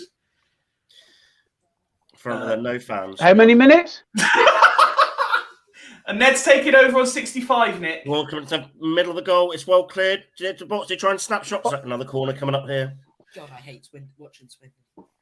Claire says, this is so wrong, it's right. Please don't all align yourselves to be watching same thing at the same time. This is tickling me no end. It was quite a good hair clearance by Cox.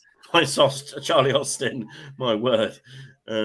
Corner coming in now for Sutton. It's only just the 60th minute in the Garth and Danny and household. it's headed well cleared. It's back out wide to the corner of the box now. It's whipped in, half blocked. Can Swindon break here? Can they break here? Oh, get the ball! Foul, referee, that's a foul. Get your card out. What are you doing? Swindon, you see the round thing moving? That is the ball. You need it. See, now the referee, the goalkeeper has it now for Sutton, who just rolls that from under his feet. He's going to hoof deep into the Swindon half. Where Sam says, can we have one of you shouting forward every 5 minutes? But they do well at Sutton, Forward! Forward! They listen to me. That's the people behind. Right, about 90 seconds left with Ben. Corner and Swindon muscle it out for a throw into Sutton.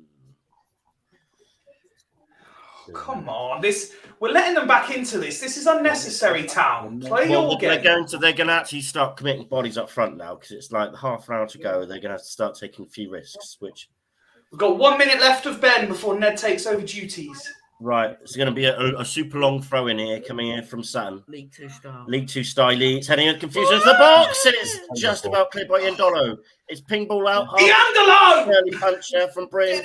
Shot comes in, the far post is blocked. It's on the 6-yard box. And Swindon clear. It's still Sutton. Another hoof into the box, which is half cleared by Swindon now into the corner of the area. It's clear it! Blake Tracy punts it out for another corner. Oh my God! It's another corner to Sutton. About to whip this in right-footed, so it's going to be an in-dipper. This is going to be deep into the Swindon box. Swindon needs to defend this properly here. They need to keep their wits about them and fight dirty. Right, ball's being whipped in now. And it's over to the far post, gets the flick on, and it's well cleared And that's a free kick. No, ref. That's not Fuck foul. off, Jeff Cott! Jeff Cott, you got more strength than that! Fuck That was a off! foul on Jeff Cott. Come on. How was this man was looking for? Jeff Cott should stay on his fucking feet and he would have had the ball. Absolute waster. Get him. Claire's just asked, would the panelists make any subs? Yeah, get Jeff Cott. He's fucking rubbish. If they score from this, Jeff Cott can fuck off back to Plymouth tonight. Pretty harsh. Ned, you're going, mate. Jeff got clearly fouled on the edge of the box there. He was fouled. Jeff Cott wasn't fouled. He just fell over. So Baldwin was over the ball. Ned's so much more calm. I'm not going to go in depth because that means it's just filling, time for time's sake, which I'm not doing. But yeah, Baldwin over the ball. Just passes it. Passes it. Oh my god! Passes it over the bar. Oh, Fifey, that was nowhere near. Calm down. Yeah. Someone's got the comms just a little bit too loud because I can hear it coming through again. That's not us, is it? No, we're silent. I can't hear a thing. It's my deaf ear. Would anyone else, to Claire's question, would anyone else be making any subs at this point? I would actually consider taking Jeff Cott off, to be fair. I would get Ian Dolo off Ian Dolo, as he's also known as. Ian Dolo. Get Wake in on as well for a bit of pace and a bit of bustle in midfield because it's going to be a bit of a battle. So I think we should. I don't think we should just make a change for the sake of it. I think we should just keep it as it is at the moment.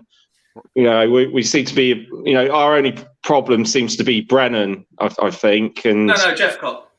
No, well, he hasn't really had anything to do, has he? He's hardly had the ball, so I don't think replacing him is going to make much difference.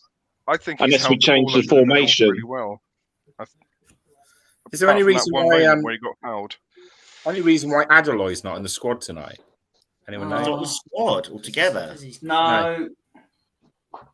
Right, in answer to Claire's question, she's put, has anyone seen Fifey's cat in the last 10 minutes? He's over there. Right, ball out wide. Oh no, it's in the middle. Yeah, let's have a quick look at the subs. Who have we got? A nice volley conversion from outside the box. Right, 2-point conversion. it has been all Sutton for a good 7-8 minutes now. Can we have some possession, please? Fucking let them back into the game. Is It's someone? get worse. If the game gets on, mate, they're going to pile more on. Has someone got someone from Arsenal TV onto our comms by any chance? Right. Yeah, don't. But Arsenal TV isn't half as entertaining at the minute. Yeah, no, they're good. No one cares. I think we need to keep playing the ball long from the goal kicks because every time we've tried to play it short, they've just put us under so much pressure, and we've ended up. They've ended up keeping it in our defensive third.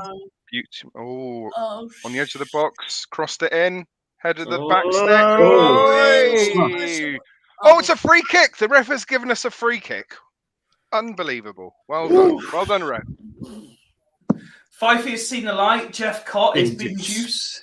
A bit harsh, bin juice. Fifey, keep calm. Ben, can give you a heads up when you need to get worried? I think we've paused it for 7 seconds, so I think we're all roughly in line. Short goal kick has put us under pressure once again. Yeah. Oh, but we've escaped. It worked out all right in the end, hasn't it? Worked out. We played through the press now. We played through the press. Craig, we got a minute left of Ned. Do you want to go next? Yeah, okay. Everyone's talking over me, so I don't think we've had any Strictly. Jesus Christ, guys, come on. Right, give Ned another 5 minutes. Go on, Ned, have another 5. Right. Strictly. There you go. It's gone back to their keeper. Easy pass around at the back. We're trying to press one person at a time. Just one person. Yeah. Go on, move it. Move it. There you go. Iandolo. With a nice Forward. Ball back. Unbelievable. And cleared by Bryn. No. Hutton didn't fancy that header. Going out for a throw. And we are under quite a lot of pressure, if I'm completely honest with you. Hey. And breathe. Oh, here you go. Khan's got a bit of time. Puts it out wide. Lovely stuff. And it goes back. And back. Go on, Clayton. It's definitely less hectic with Ned, isn't it? It's quite good. Ned does keep me calm. I couldn't commentate a horse race like you could, Ben. That was Ned would stunning be work. fantastic on an audiobook. Oh, what do you mean? When I've read no stories. Bedtime with Ned. Happy Valentine's Day. Yeah, I think Ned would be good as a meditation voice, wouldn't he? You know, when you're trying to get to sleep and all. Picture very like soothing. Out. Ned telling a story. Out. Are you talking to the Swindon defence, mate, or have you got a pet there? Out. Get it out. Oh, I can't wait to When's Fifey up? The last 5 minutes. Can Fifey do the I am last not 5 doing minutes the in last injury 5 time? minutes if this is 1-0. Can Fifey do the last 5 minutes in injury time, please? Oh dear. It looks like we're going to take another short goal kick with 4 players of theirs up. Oh, clever little chip. Who's taking over from Ned, by the way? Oh my god. Craig. No, Ned's still got another few minutes. Ned's still got till 70. Oh, so we've chipped over their 4 players of their press. It's then gone out wide to Hutton. Hutton's then brought the whoever that is down. I assume that's Hart, their left back. And now we've got a dangerous free kick against us. We haven't had a proper attack in about 15 minutes. No. Yeah, it's a bit worrying now, isn't it? Can't hold on to the ball. Need to change it up a bit, I think. Now, Thank God Bryn's there. Solid as a rock. Well done, Plucked it out the air. Like Brennan. He's quality, isn't he? Then we need Kane on. Right, Brennan. There we go. Lovely ball to Karen. Claire's asking how long left to play. We're in these. Go on, drive well, it, we're all drive, roughly go on, in go a on. 7 minute. I love Khan. Well done, Khan. That's brilliant stuff. Go on. Oh, nearly. Angelo with a rubbish cross. So all in all, we've got about, including injury time, Claire, we've got about 20 minutes left to play. How has Clayton been tonight, she asks? Anyone want to pick that one up specifically? I haven't seen him touch the ball. No. Yeah, he hasn't really been involved too much, has he? No. No. Not at all. To be fair, he's done a couple of nice passes out of defence, but You just lose it so pointless. Well, they got free kick. Yet another free kick given to Sutton. They get a lot of free kicks, don't they? They really do. Mark? Yeah. What's your time lag like at the minute? 72 minutes, 13 seconds. Oh, you're so about a minute behind. About a minute behind then. Yeah. Okay. Another 2 giants to come on. Jeffcott. Jakey Wakey. For Jeffcott? Yeah, I think Jeffcott's got to come off, hasn't he? You're not allowed to say that, Ben. Yeah. Donovan Wilson's off, which is a relief. Yeah, Jeffcott. He's walking. Well, he hasn't offered anything at all, has he? Bugle off. Oh, that's not us. Ooh, interesting. Leanne Giles coming off. Omar No. Booga. Leanne Gold's coming on, Ben. Who? The green means on, the red means off. Former Bradford striker. Jakey Wakey. Right, here we go. Jeff Cott's off. We're back in this now. Back in this, we're 1-0 up. Yeah, but we haven't had an attack for about 20 minutes yet. If you're sitting there quite content with how this is playing out, you haven't watched enough football yet, lad. Oh, touched the nerve there, didn't he, Fifey?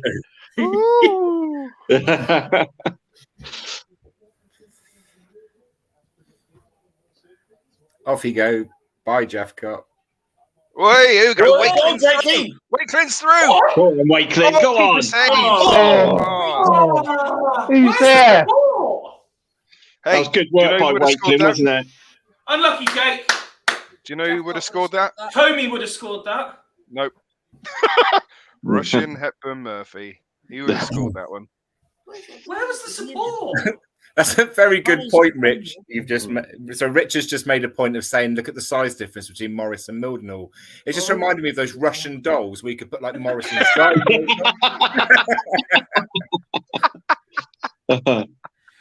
Craig, you ready to take over? Yeah, once the injury's been sorted out, yeah. Otherwise, I'm only going to get about 3 minutes. But see, with McEachran coming, joining us, Kanu coming through the ranks, we got a team of blooming ball boys, haven't we? Right, Joe. Sam's saying Shade would have scored that. Absolutely, 100%. Nope. Why is Joe saying for fuck's sake? Is she ahead of us? That's the Wakeling miss. Oh, sorry. Shade wouldn't have scored that with his left foot. So it's a Sutton throw. Right foot. I tell you, Sutton throw on the right hand side in their half.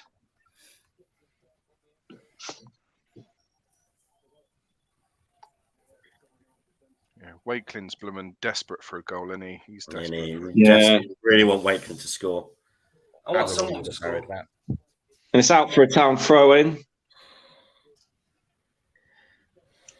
So at the moment, I mean, up until Wakeling's chance there, we hadn't really done much this second half. It seems to have been all Sutton, but they haven't really. Again, Bryn hasn't really had that much to do. So we just got to make sure we keep it tight when we're trying to play it out from the back, because that seems to be where their biggest threat is at the moment. 100%. Austin seems to be definitely playing a bit deeper. Yeah. I think the game plan now is for him to just flick it on and Wakeling do all the work. Yeah, fair enough. Really, he's got the legs, hasn't he? I think maybe Kanu will come on for Austin shortly. Well, they've got to get those academy minutes in, haven't they? For potential compensation further down the line. Yeah, was it the and big hand for George McCracken? Well done, George. Super, George. Really good performance. So Darcy coming on for McEachran, as Ben would say. Yeah. But yeah, no, really good performance from him. He looked very sharp considering he's hardly played this season, and yeah, he could be a game changer for us if he carries on like that. I have to say, this is in midfield. Wow, this is a massive 15 minutes or so for Darcy as well. Mm-hmm. Well, I think any time he plays now, because he just hasn't really done it this season. Darcy. Bradford are 2 up. Well, Nick's champions 2-0 down. Now Sutton have got the ball on the edge of the area. What? Was I behind them? No, I went Bradford are 2 up, and Ned just nudged on and goes, "Oh, look, Nick's champions are 2-0 down." No, that was totally unnecessary. Oh, you wounded Nick there, Ned, with that. For people who haven't Straight in the heart. For people who haven't watched us before, this is normal. We bitch and bite at each other all the time, but then once the camera stops rolling, we're all good friends and everything. Well done. Darcy knocks it out to... No, we're not. Shut up, Nick. Come on, Darcy. What? Excuse me. So Sutton have got the ball now. Foul him. Fucking hit him. On this right-hand side. They've played it back into their own half. They're keeping the ball well at the moment. And they're pushing into our final third now. Yeah, we want to get attacked. The ball comes in and, that wasn't troubling Bryn then. Oh, it's gone out for a corner. Oh, what? Must have took a deflection along the way then. It didn't look like it had. It just looked like a shit shot, didn't it? But, it really did. Yeah. I tell you what, that Alistair Smith, he's about 9 foot tall, and he's very agile as well. He's quite a useful player. I got to be honest. Ooh, the corner came in there. Oh, Christ! So it's a bit bit of a scramble in the area. Offside. It's offside. Is it Darcy? But it was offside anyway. Darcy's on. Yeah. Nick? Yeah. Hello. Should we give Craig till about 83 minutes and then do you want to do some comms? Fifey's got to see it home. Good lad. Oh my god. Yeah, you got to see it home, Fifey. Go on then. So Craig goes to 83. Craig goes to 83 and then I'll take over from you at 90, Nick. Okay. So still waiting for the goal kick from Brent. It's going to go long. Like we're saying, it's good that I think that they're going long because that was causing problems when we're playing it out from the back. Ball goes forward. Darcy and Wakelin. Oh, Wakelin does well to get the ball in the 6-yard box. Crosses in. But support again! There was no one there for him. Brilliant work by Wakelin. Absolutely brilliant. He put them under pressure. He got the ball. He was in the 6-yard box. It was a difficult angle for him to try and shoot. So he does the only thing he could do and cross it. But there was no one there, unfortunately. And now Sutton have got the ball in our final third. They played it out wide. It's coming down our left-hand side. And he tries the cross, but it goes out for a corner. But that was fantastic work from Wakelin there. Superb from Wakelin.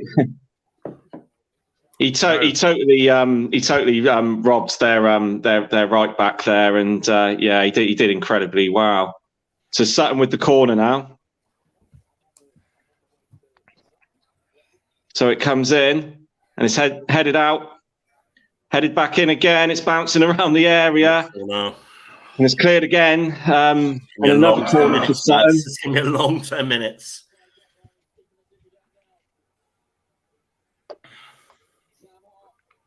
Well, at least we're getting a Swindon Town head on the ball each time, which is nice. Well, Austin was in there, mate, doing his best as well. And that was a poor corner, and we've managed to clear it out for a throw-in. Salford have equalised. I think the way it's going, if we can hit if we can absorb this pressure, I have a good feeling that we can hit them on the break. The cross comes in. It's to their player on the edge of the area. Closed down well by Darcy. Oh, no! Oh, and he's not in. Oh, and he's hit the bar. Darcy missed! Crikey. It wasn't great defending again from us there. We cannot defend for shit. Yeah, but Darcy's picked up the ball in our own half now. He's driving into their half. Khan's coming out wide for him. He plays it out wide to Khan, but Ronan. it was a poor pass from Darcy. Right, let's have a look. Yeah, just seeing the replay again now, it was a really good ball in from the Sutton lad. And to be fair, as he went to swing it, his standing foot left him. Yeah, he should have done better there, but it did look like he slipped. And it's another substitution. Oh, Austin. Looks like Austin's coming off. And Jake Kane's coming on.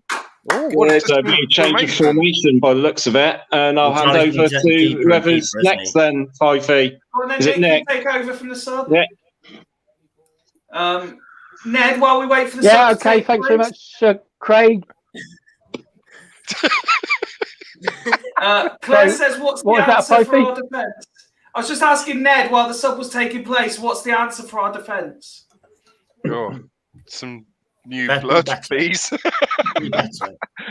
Andre, oh my gosh, I don't know. They're very direct, aren't they? I think they're doing well to not concede, but you know the standard is pretty flipping poor at the moment. But we're doing all right in the air. As I said a few moments ago, we was winning a lot in the air. And thank God we are, because I think we would have been 3 goals down otherwise. In the second half. So yours there, Nick? Okay, keeper's got it just inside their own half, about to take the free kick. Knocks it long. Obviously, that's what they're going to be doing for the rest of the game, is piling it into our box. Managed to clear that, or half clear it. Picked up on the left-hand side. Yeah, we've got it. I think we Kane coming on should give us a bit more solid in protecting the back line. It's moved forward to the right-hand side for Sutton. Cross coming in. Should be an easy catch for the keeper. He's given it. He's given a free That kick. looked like that's a free kick. No, that's a free Yeah, kick. I think he's correct there. The keeper had it. That's a free kick. You know you can't touch the goalkeeper these days. I'll have to see the replay, but he's that looked never like a foul. ever given that. Here comes the replay. It looks like Sutton have equalised. Hang on, let's have a look and see what actually happens here. That's a free kick. No, it wasn't. Crossed in. His arms crossed the keeper. No, he had his arm up. His arm was up into the keeper's throat. Yeah, he's given a free kick. Quite right. Oh, is he giving it now? No, he hasn't given a free kick. It's a He goal. hasn't given the free kick. He's given a goal. It's a goal. Hasn't he? What was he pointing for then? I don't think it was a foul. Geez, that's referee.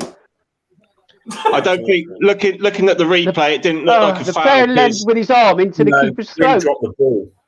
The player looked like he made contact with the ball before he made contact with Bryn. I don't believe he's. Oh, for fuck's sake, Town. But we're coming. No, I think that's a free kick. he seemed to point for a free kick and then change his mind. No. Coming on the right hand side, Town attacking, ball's crossed in, far post, Great tackle. header away. That was a very disastrous point of play for Town. We give away a throw in on the left. Oh no, we've got the throw in, and we're on the attacking side again. Yeah, we need to get another point forward on this. It wasn't in the midfield again. This is what's going to cause us problems. There's ping noises. I don't know if you. It's coming out here. What was you saying, Mark? It wasn't a foul on Bryn. That was a 50-50 challenge. Yeah, that's what it looked like to me. Yeah, it didn't look like a foul. First time round, that did look like a foul on Bryn, but when you look at the replay, he's got to the ball before Bryn's got anywhere near him. Yeah, I mean, you could argue that he was leading. There's no pop-ups, but you could argue that he was leading with the elbow, but it was a 50-50. Yeah, he was leading with his arm. I mean, he was. Well, usually the keepers get those, so we've had a bit of bad luck there. A free kick coming in from the right-hand side, swung in, high ball. We get half a clearance away, coming down the left-hand side from Sutton. He's beat the defender, knocked it in, looking dangerous. I don't believe it. For Christ's sake, what the hell's going on there? That is an absolute disaster. No way should they have been able to score from that. That's piss You poor get everything defending. you deserve when you take the pressure, you don't attack, you don't retain possession, and you let a direct team keep putting the fucking ball in the box. Christ. We can't fucking defend. We win the header. Nobody's shutting him down. He's letting him go. He's getting an easy cross in. It could be in a goal, that I think. $10 in goal. Ball's come in. And he mishits it. Goes I tell past you what, Wayne, just over his arm into the back of the net. 2-1 down the Sutton. Considering that Keynes just came on, that player got past him and just totally got past him very, very easily there. That there's no way Keynes should have let that ball get into the box in the first place, whether it's a deflection or not. Getting the golf comms before they score the Yeah. Oh, dear. Oh. Well, I hope I get my 2-2 prediction correct, because we've got 2 minutes to get some out of this game, plus stoppage time, but it's not looking good. Left-hand side, Iandolo fouled, so let's see if we can knock something into the far post, get some bodies in the box, because we desperately need a goal now. Brent's not actually had to make a after save. not being under any real danger for the whole of the game, and within a few minutes again, we give away two soft goals. Ball's knocked in by Iandolo. Can we win the header at the far post? Yeah, we do, but softly goes out for a goal kick. They're going to take their time. The keeper's walking like he's about my age, going to pick the ball up, take his time taking the goal kick, and it's not looking good for the Town at the moment. We're getting buried at Salford on Saturday. I think we'll win. Defending. I bet you're all really glad you've asked me to take over for 90 minutes now, I think this performance has largely been all right. I think the first goal's a foul on the keeper. And I'll now hand over to Fifey to pick up the stoppage time. It's all yours, Fifey, for the positivity to come. Well, Swindon Town have somehow managed to throw a game away that they didn't really look in danger. They decided that we can't defend, so we were going to spend best part of 40 minutes defending, and it's all fallen apart by absolute schoolboy fucking errors and a bit of luck. Go on. Here comes Swindon on the free kick. God's sake. Referee says no, physical challenge. Khan should be stronger. Oh, Christ, come on. And now there's a slip in midfield, Sutton on the attack, and they're racing through into the penalty area on their right-hand side, our left. And no challenges going in whatsoever. He's just holding the ball. And somehow still, despite the fact he's there against 3 of them, is managing to keep the ball. And finally, Swindon get a throw-in. Problem is, we're not going to get anything from this now because we've only got Wakeling up front. Absolutely pathetic from Swindon, this. Throw-in comes in. Sutton win the ball. Put some fucking effort in, Swindon. This is, ball boys just doing what ball boys do. No issue there. Throw short. Played back, because that's where we need the ball, obviously. With Bryn on his goal line. And it goes out to the right-hand side. Swindon come forward. It looks like a driving run. Still going, to be fair. Out on the right wing. Come on. And now they go backwards again. And again. And now it's on the halfway line with Blake Tracy. Out to the left. Iandolo with a bit of room to manoeuvre, puts a ball into nobody. But they pick it up again, Swindon chance. Possibly it's not on the right side. What is it? Oh, it's deflected over. And it's a Swindon Town corner. Go on, keeper. Come on, Town! Come on, Town. Let's get this. I'm trying to, while commentate, I am flicking over to the comments. I will come back to some of these. Gone to shit since we took Jeff cut off. In comes the corner. Sutton win it, but it's still in the area. Bouncing around, waiting for someone to take responsibility. It's back out with Iandolo on the left. Got to be a free kick referee. That's got to be a free kick referee. He hasn't given it, but Darcy's got it. Puts in a deep cross. First header's won, but nobody is following in. And it goes out for a goal kick. It was okay until Nick got involved, just saying, says Nigel. What the hell is happening, says US Nick. Season over, says Greg. Sutton taking their time, as they have every right to do so. We have 1 minute remaining of the 4 added on. And again, this just surmises Swindon Town's season. It's not been great to watch, but it looks better. But somehow our defensive frailties come back to bite us squarely on the arse again. We cannot defend. There's no experience in that defence. No one's taking responsibility. But it was okay because we just let McDonald go. It's fine. We don't replace them. Fuck it. We don't need to defend because we're going to score lots of goals with all the clear-cut chances we don't fucking make. Throw into Swindon in attacking. Is Hutton actually going to use that long throw we've heard about and never actually seen? Fifey? Yes, mate. Are you all right, Han? Yeah, I'm fine. In comes that long throw. We've actually seen the long throw. Pet push, maybe? No, referee's having none of it. You give everything else, referee. Fuck's sake. Get it up. Back with Bryn. This is it. Bryn's now racing out of his own area. Last chance, 10 seconds to go. Right.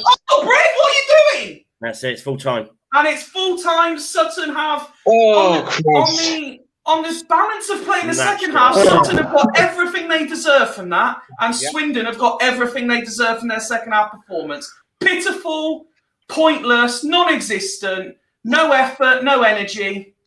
Wakeling, to be fair, Wakeling.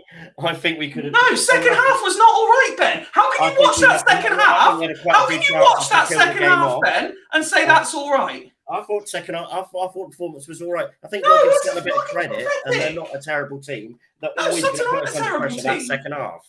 Sutton aren't a terrible team. What Sutton have done is they've said, right, Swindon can't defend. We're going to make them defend because they're not going to fucking attack us. That's for sure. Well, we can't commit bodies up front because if we commit bodies up front, we're 1-0 up. Then we're being stupid. No, but the thing is, Ben, Wakeland's had a chance that here's I'll let him off missing, but no support. He's then robbed the defender, no support. Yeah, because why Austin have we not got the deeper. support? Austin was sitting a bit deeper. We changed it to make us more compact in midfield. We were trying to see. And how did that work for us?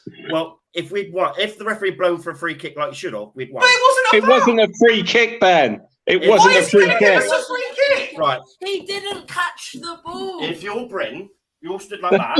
Oh, God, here we go. Okay, let's put it on big screen just to show Ben how wrong Hold he on, is. Mikey. Let's watch this from Ben.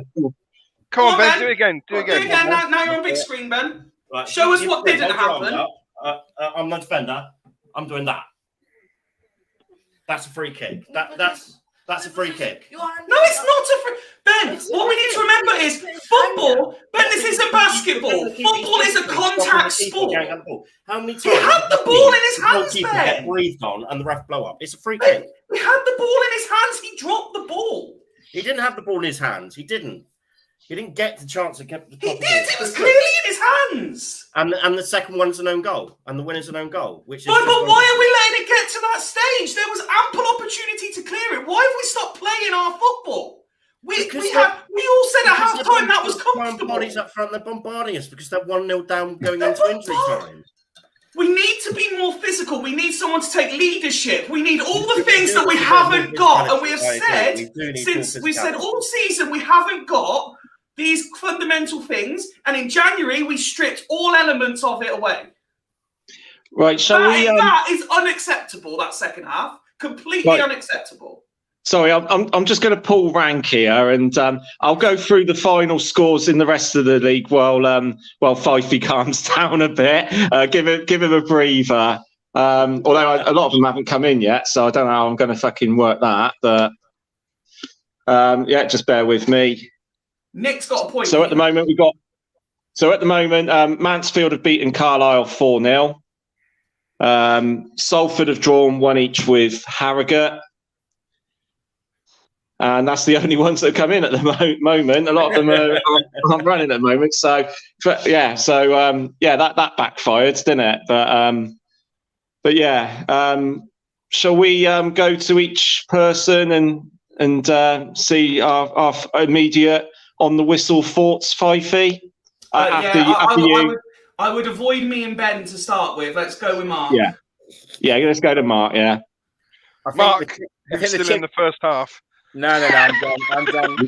I'm done and dusted. And to be honest with you, I'm quite glad I was on a delay, because I kind of got the inevitable for what was coming. 21 shots on goal they had. Yeah. Well, they deserved it. We said we said in the first half that we perhaps stole the lead when we were, against the run of play. We never really looked like the team completely in control. But more worrying is the fact that's three losses on the spin, and a defence that doesn't look capable of keeping the ball out of the net anytime soon. So the big worry for me, and if we go right back to the early part of the season, we were talking about lots of inexperienced players coming in, and the character and the mettle that's going to need to be displayed by those players when the chips are down, where we're now in that moment. And if it carries on, we're going to need a John Sheridan or a Sam Allardyce to save our season, because the points aren't coming anywhere soon, anytime soon. I just want to cross live to the ground while it looks like the connection's there. John, can you hear us? Hello. Yeah, it's better connection now. Too many people on their phone at half time. What did you make of it then, mate? We threw it away, didn't we? The second half, I thought they were all over. Yeah. Yeah, but we had the chance with the free kick. We had when Wakeling came on, he looked lively, and they're difficult. They're difficult to finish them too, I thought. But for me, from our end, it didn't look like it was a foul on Bryn, but I had a few messages saying it was an elbow in the chest. So I don't know what it looked like on the TV. Ben thinks it's a foul. The rest of us said no. Yeah, everyone went foul straight away. I still think it's a foul. A few people don't. Right. From where I stood, it looks like he's dropped it, but from the few messages I've had on my phone, they said he's got elbowed in the chest, so I'm not sure. Yeah. And what was the reaction of the fans at full time? It wasn't the worst. Morris come round, clap the fans. Yeah, no problem. We'll get moved on. Yeah, you want to be in it?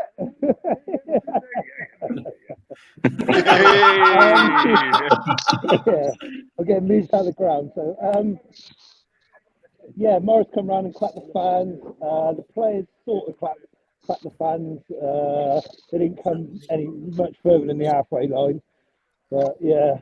Yeah, proper mid-table now. We need to go on a proper run now. 6 points. Well, I don't know what we're going to do, mate.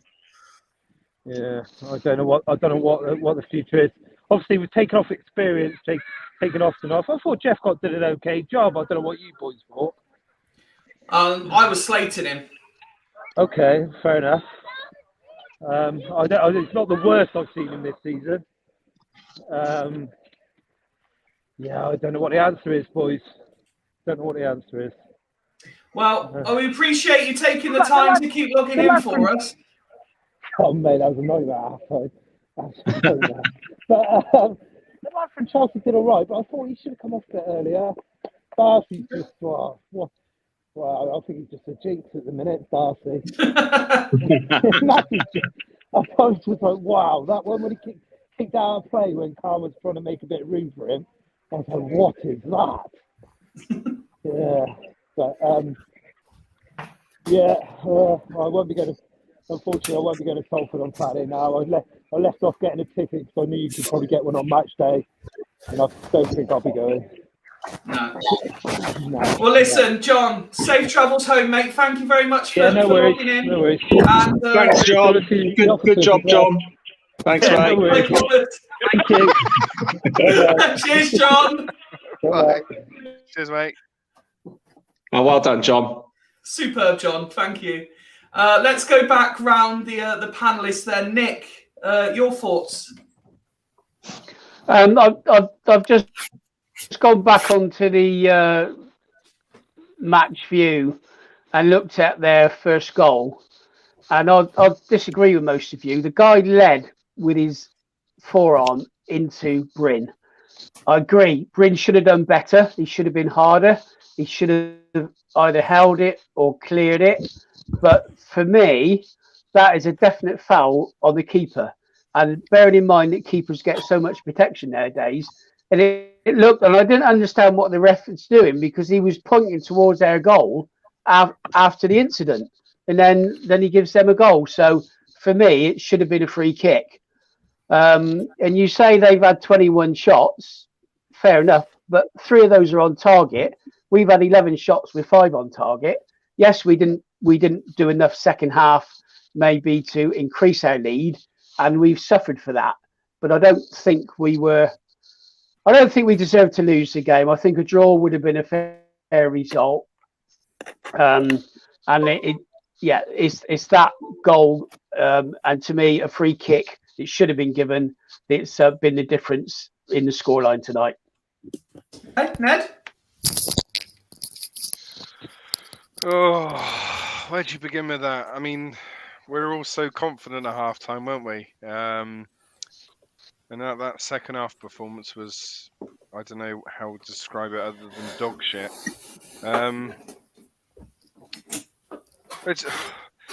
It just, I hate to keep referring back to it, but it just seemed very Lindsay-esque in that second half. There was a lot of, pass around at the back and whatnot, but you just felt the more that they was, the more they had of the ball, the more that they were putting the balls in the box. You just think,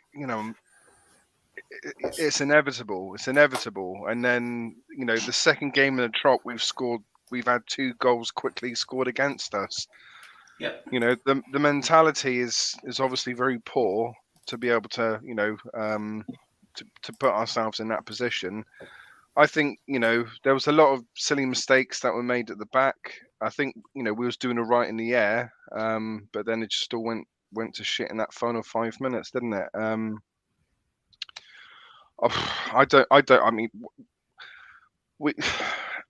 I just can't believe that, we're Swindon Town, for God's sake. Why the hell are we protecting a 1-goal lead, basically from 60 minutes or whatever it was? I don't get it. I understand game management, but maybe that kicks in the last 10, 15 minutes. I don't know, but we just didn't create anything. And the only chances that were created was from Wakelin, who won the ball off their defenders. So effectively, they weren't chances created. They weren't, good moves, put, crosses into the box or anything along those lines. It was mistakes from their defenders that gave us our chances in the second half. So effectively, we did fuck all up, going forward in the second half, and that's basically completely unacceptable. But yeah, it's just very poor. Iandolo had a very, very poor game. Brennan had a pretty poor game. I think he looked slightly better in the second half. But yeah, there's a lot of 5 and 6 out of 10s. But there's also a few maybe 3 or 4s out of 10s as well. But I don't know what to say. I don't know what it's going to take to change things. This is the same team that played Grimsby. Do you know what I mean? Where's that attacking, fluidity gone? We're all so excited by it. Jody comes in saying he's going to play attacking football. Where was that in the second half? It's just piss poor. I don't know what else to say. Before we come to Craig, Rob's tweeted in. Thank you, Rob. That's the season over. Don't let the con man Sandro near the club next season if we want to have any chance of progression. Craig, your I say instant reaction. You've waited patiently. You've had a chance to maybe absorb it a little bit more. Is it as bad as some of us think it was? I don't think the performance was as bad. Certainly the first half, we looked a lot brighter than what we did on Saturday. All right, albeit that wasn't a very high bar, but we basically stole defeat from the jaws of victory today, didn't we? It's terrible. I mean, I'll have to look at the replay again, but I've saw the replay once and it looked to me that it wasn't a foul on Bryn, but I'm prepared to say, if it was, then we've been hard done by. But the problem is, and I do agree with Nick there, if that is the case.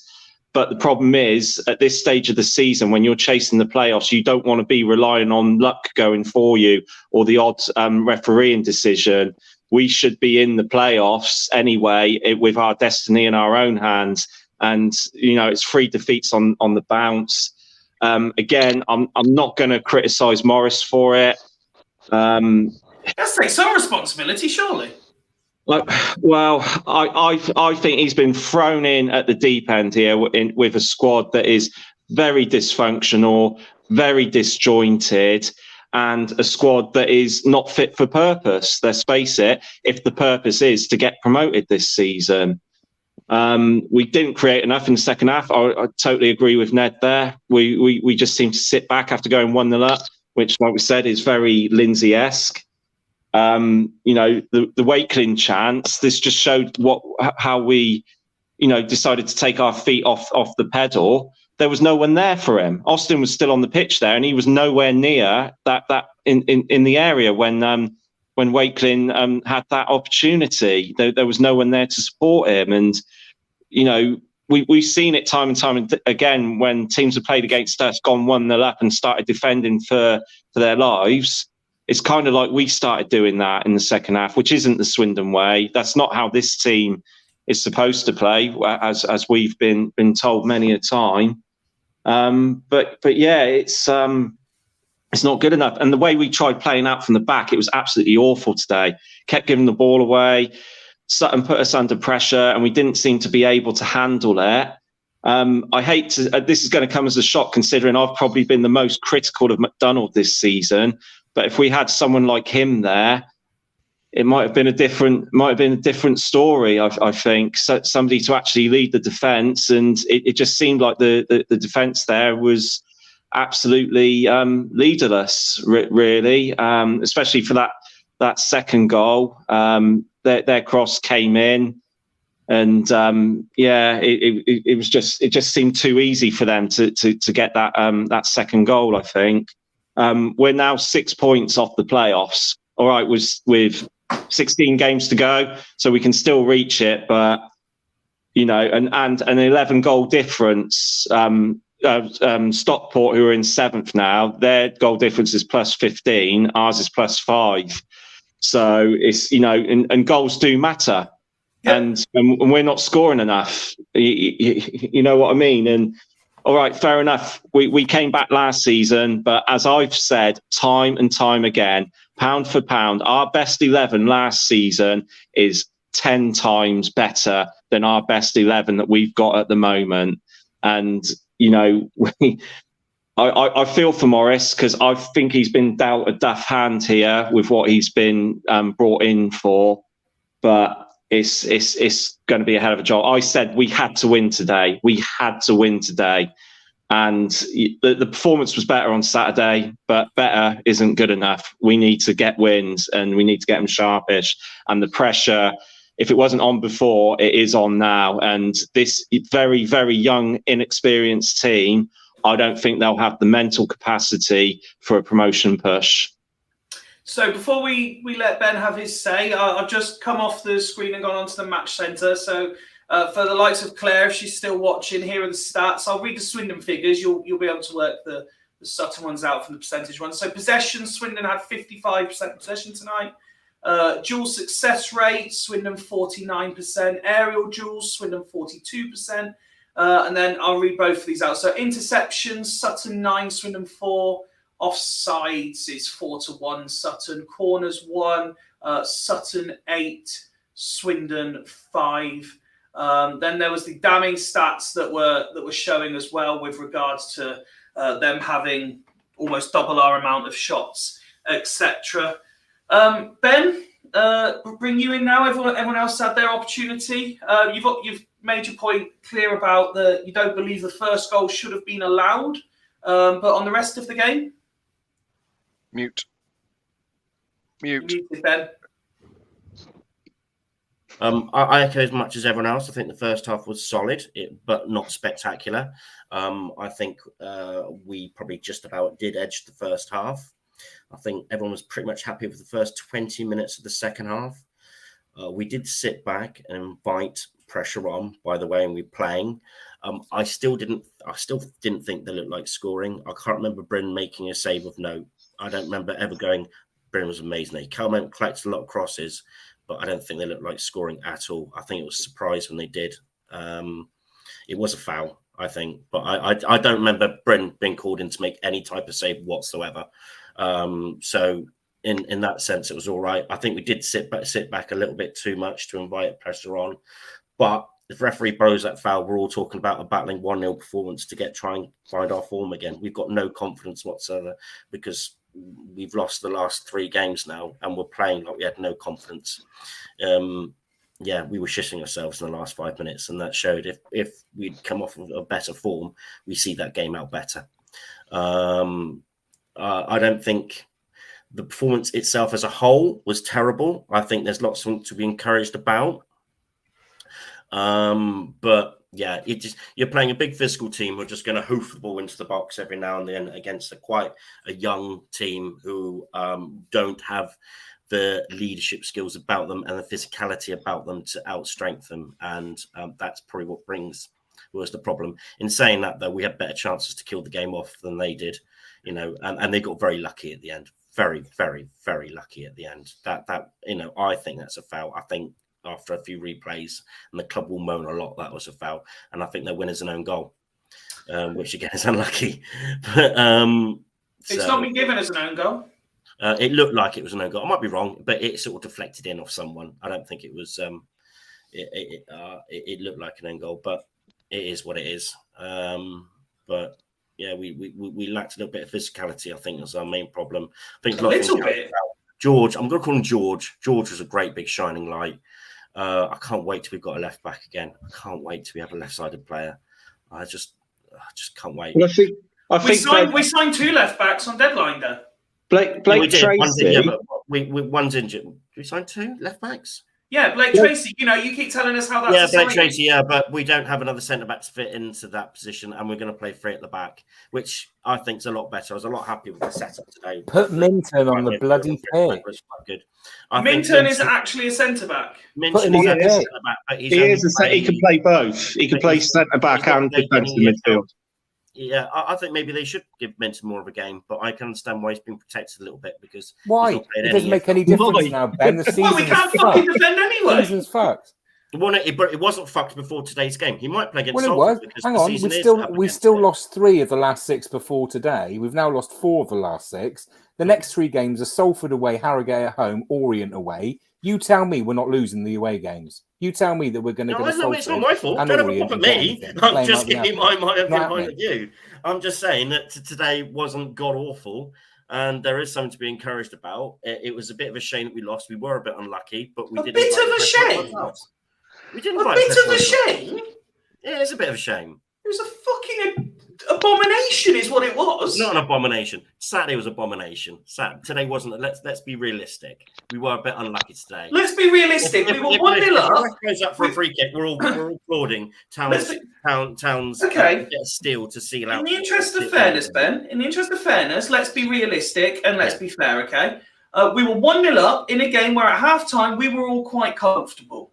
Yeah. We then decided not to continue playing that style of play. We took off the only. Wait, no, let me finish. No. Let me finish. Ben. Right, we're going to stop attacking. Or was we did. Did we continue to attack? Or was it Sutton deciding we're going to stick more bodies up? Okay. Let me answer that question then, Ben. Is it more that than we're going? We're just not going to score. Well, if you let me answer the question, Ben.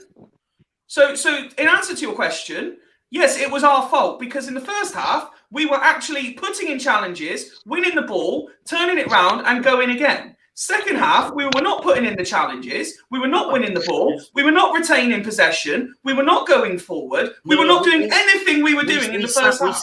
We invited a lot more pressure on us because at times we did sit a bit too deep. Yes, I agree. That is it. We did invite pressure. At times we sat back a bit too deep. I think you watched a different game. A little bit of a grip. I think you watched a different game. You know, now, if the referee blows, I know it's yes, but okay, right. Let's come on to this one. Let's come on to this one. Ben, you've had your chance. Let me answer your point. Right, guys. Right, let's just calm it down here, right? Ben, let Fifey say what he wants to say without interrupting him, and then you can respond, mate. So you'd make okay. So your point is, in your opinion, it's a foul. So the 2 things, whether it is or not, I would have to watch it again. I still don't think it is. The 2 things we have to remember is 1, play to the bloody whistle. And 2, football is not basketball. It is a contact sport. So Bryn, in my mind, from what I have seen, has the ball under his control and just goes, here you go, Mr. Sutton striker, have it. He didn't have the ball. He didn't get the ball in his hands once. He was blocked from getting the ball. He wasn't blocked. He's got to be blocked. If you're okay, so let's go on the fact that you're saying he was blocked. The counter argument to that is he needs to be more demanding. The best goalkeepers will take man, they will take ball, they will take everything to make sure that does not go in their net. He should be claiming that. He is a massive unit, is Bryn, and he's allowed to use his arms. Why is he not doing so? He should be clearing every fucker out of that area to make sure he gets the ball. Shall we, Mark? What's your view of Bryn? Obviously, you think it was a foul as well. Do you want to I don't think it was a foul. Sorry, you said it wasn't a foul. Sorry. Can you explain your view on that, mate? If you watch the replay, yes, you could argue, okay, that the Sutton player was leading with the arm, but he's gone up to jump. So when you jump up, as most footballers will know, you lean forward with the arm as you're going to attack the ball, particularly if you're going for a header. Now, what Bryn's mistake, okay, is that he's kept his eye only on the ball and not aware of the man that's coming in. All that he needed to do was turn as he went to catch the ball, turn into the direction of the striker. He'd have claimed that, or the attacking player would have made contact and the referee would have protected the goalkeeper and given the free kick. He didn't. He didn't make a clean claim of the ball. The ball was dropped. It's a fair goal. That's it.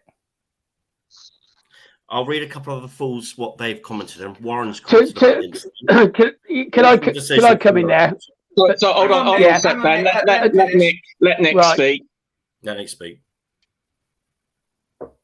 I looked at that replay 3 or 4 times, and to a degree, I agree with Mark. The forward did lead with his forearm, and in 95% of the cases, you will get a keeper will get a foul for that. But I do agree that Bryn should have took him out. A goalkeeper from that position in his 6-yard box, a ball like that with a forward coming at you, if the keeper takes him out and they clatter to the floor, the keeper gets a free kick. Simple as that. The keeper didn't do enough, but I still think we were... maybe it was 50-50 on a foul, but to me it looked like a foul because he led with his arm. And, you know, if we'd have had probably the dreaded old VAR, which I hate anyway, we'd have probably got away with it. But I think a lot goes on Bryn by not being hard enough and tough enough to absolutely clatter the forward. If it had done that, we would have been okay. And I think that's the fine lines and the difference between winning a game and losing a game. I mean, guys, like, you know, obviously this, you know, this is like we're probably 50-50 when it comes to that decision, but it shouldn't come to the point where a decision, something like that, is so crucial to our season. We've led ourselves into this position now. We can argue a toss about whether it was a foul or not all day long, but the fact of the matter is this is 3 defeats on the bounce, and we are chasing the playoffs, and that gap is getting bigger, like I said on yesterday. And this is the problem. We can argue the toss about it and get you know, and get quite dramatic over it, and quite rightly so, whichever way you look at it.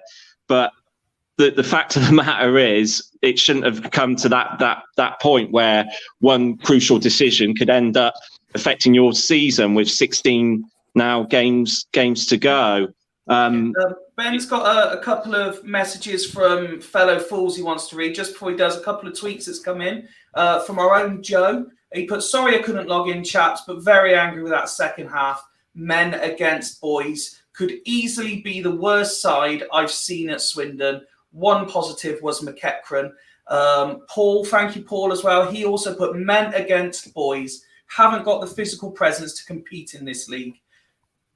Ben, you had some messages from the fellow fools? Yeah, no, it's just what's been posted on the group. Warren just went, awful decision from the ref for the equaliser. I'm sorry you see those fouls. I'm sorry you've seen those fouls given every week for a foul for what happens. Bryn has been nudged him before Bryn's even touched the ball, and that's the lucky deflected for the second. They deserved the win of the game, but we didn't deserve to lose. Rich Adam came in and said, yep, elbow pretty much in the face, clear obstruction of play. Brest had a shocker there. As for the second, yeah, completely switched off. Gary Johnson, definite foul on the keeper for the first. Subs made us weaker. For the second goal, switched off. It was way too easy for Sutton. Didn't do enough in the second half. The bad game management at 1-0. Must win Saturday or be fully adrift of the playoffs. I think we already are adrift of the playoffs. Yeah, but I think we just take each game as it comes now, and if we do have any chance at a run in, then we go for it then. But I think now we can just take each game as it comes. I think Gary's spot on though Ben, because it was a combination of things today. It wasn't just that. Even if that goal shouldn't have been allowed, it's a combination of things. We can say all ifs, buts, and maybes if that goal had stood, and if it had been disallowed. Was to say that Sutton didn't go on and score anyway after that because of the way we were defending and not creating any chances. So we can feel like it's, you know, we've been hard done by a poor refereeing decision if it turns out to be that way. But we weren't managing the game well, as Gary was saying there. So it is, you know, as was summed up by the two. I can't remember who it was. I think it was Joe and someone else. It was men against boys today, unfortunately, especially in that second half. It's the men against boys is coming up a lot, and I don't want to delve deeper into this than we need to. You know, our regular podcast episodes. You know what's coming. Sandro's going to get a lot of the flack for this because that's what happens. And yes, quite rightly so in certain elements, but I don't want to delve. You know, it's old news. Fans will continue to disagree. I still think we had a shocker of a transfer window. We can debate that at length in a normal episode. On this game specifically, and it was Joe that made the point in his little tweet there. Tactically all wrong, and it stems back to the point I was trying to make to Ben a few minutes ago. And we cannot defend. It's evident we cannot defend. We went through a spell earlier this season where it looked like we could. And again, I don't want to rehash the same point. It's when we had an experienced centre half, not a semi-experienced left back playing centre half, but an actual experienced centre half playing there, alongside a quality up and coming, not returning from fitness centre back. But we the point was made. I think did one of them say, Ben, subs made us weaker? Kane, I think it was said when Nick was doing his commentary bit.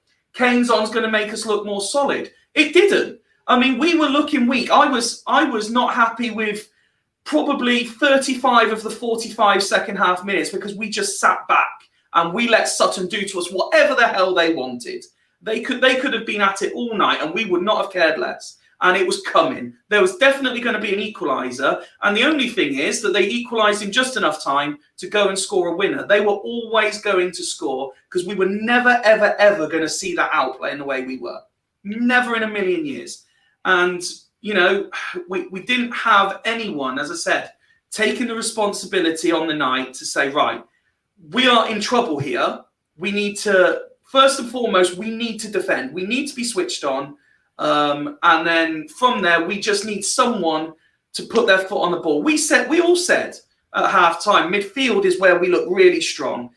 We had Khan, it was Kaji and McEachran, and they seemed to be coping with it absolutely fine first half. We took McEachran off. Khan and Kaji sort of just vanished. And yeah, that Sutton could just do whatever they liked to us because they knew at some point they were going to score. It was the most inevitable thing from about 50 minutes that this was going to happen, and it's just frustrating that we've lost for the third time in a row. Because I still believe before we see all the stupid hashtag Morris outs, no, Jody needs to take some responsibility for what we've just seen there, because whether it's his squad or not, he has dictated to them. We're going to do it. We're going to win this playing this way. And what was the phrase you used, Craig? So I really like it when people use it. We snatched defeat from the jaws of victory. We should never, ever have allowed Sutton back into that game. We were in control. But it was our own errors, both on the pitch and off the pitch, that have allowed us to not only throw away 2 points, but throw away 3. I think, for me, the frustrating part is you mentioned about Kane coming on to solidify the midfield. The midfield had been completely bypassed. It's completely bypassed. So it was, Jody needs to come up with something. If a team plays like this against us, we need to have an out for it because we can't pass it around. If they're completely pressuring us, they're almost got 4 up top and just lumping it forward into the box each time. We need to come up with something to counter that. And it's quite clear today that he had nothing. But hopefully he'll learn from this. The thing I'm just so frustrated with is, we look at that Grimsby game. We had players in the box, when we're coming forward, and that's gone. It's gone. And I know that, Jody's putting his own stamp on things, but we've gone back to Lindsay again. We've gone back to not having enough players getting into the box. It's not something. I'm I beginning don't to think that's in- a disrespectful thing to say, to be fair. But we're not getting enough players forward, and that was evident when Wakeling won the ball twice in their half. We weren't getting enough players forward, and I don't know what else. It's just frustrating that we've gone back to a more defensive style when we can't defend. If we were solid at defending, then you think, okay, defensive style, it would probably work for us. But we can't defend, so we play a defensive style. You play with what you've got, and we haven't got that. That's spot on, but that's spot on, Ned. That is, we can't defend, and we decided to try and see out the game by being a bit more defensive and taking our foot off the pedal. It's I said that Morris shouldn't have any criticism, but I assume that's come from him, unless the players are not listening to him, and in which case we've got a different problem altogether. But that's spot on, Ned. Mark, there's something I want to ask you about, if I can. Just looking at factors within the game, there was a couple of times where we reverted back to this utterly pointless and completely suicidal short goal kick routine. And at one point, Sutton did rob the ball and nearly score from it. First question, I suppose, is why? And second, I'm struggling to understand what we think we're gaining. I appreciate that we want to play this possession football, but if we're only going to lose it on the edge of our own penalty area, surely it's better to just smash it out for a throw-in like we've been doing most of the season anyway. Yeah, I'd be inclined to agree. To be honest with you, the idea of playing out from the back the way that we did execute a couple of times quite well in the second half is to play through the high press and to get the ball on the break. The difference is that we just don't have the common sense to realise when we're under a huge amount of pressure at the back, or guess or anticipate where the danger's coming from, and we're going to end up getting caught out. That happened a number of times under Garner last season with the tippy-tappy all around the back. It happened under Lindsay quite frequently.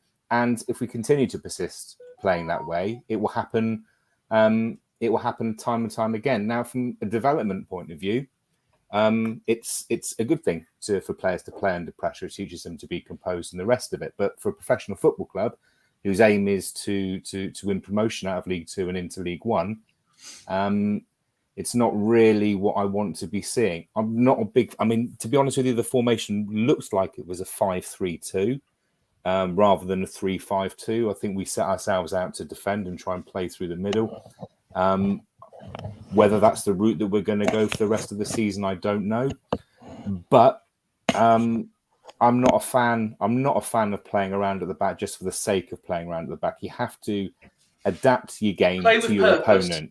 You have to adapt your game to your opponent. Now, we all know from playing Sutton before that, they can be argued they're a bit of a long ball merchant and they do play incredibly direct. They did that again tonight. They're effective at it. It kept them in the league last season.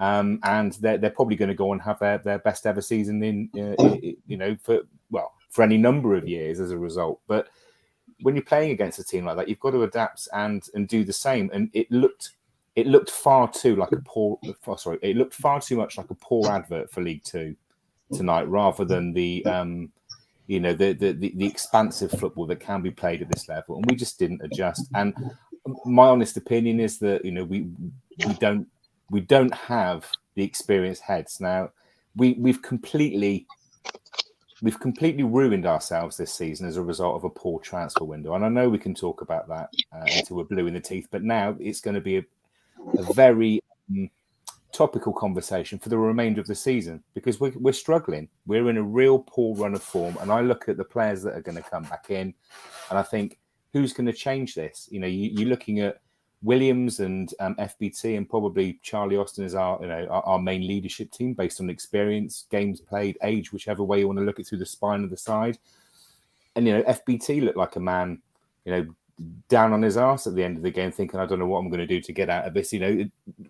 Charlie wasn't his usual vocal self tonight in terms of rallying the troops and pulling them up back onto their feet. So, did we miss Williams that much? I'd hate to pin our whole season's hopes on one player, but to be honest with you, you look at our season to date, Williams has been head and shoulders above any other player. So it's a real tough ask.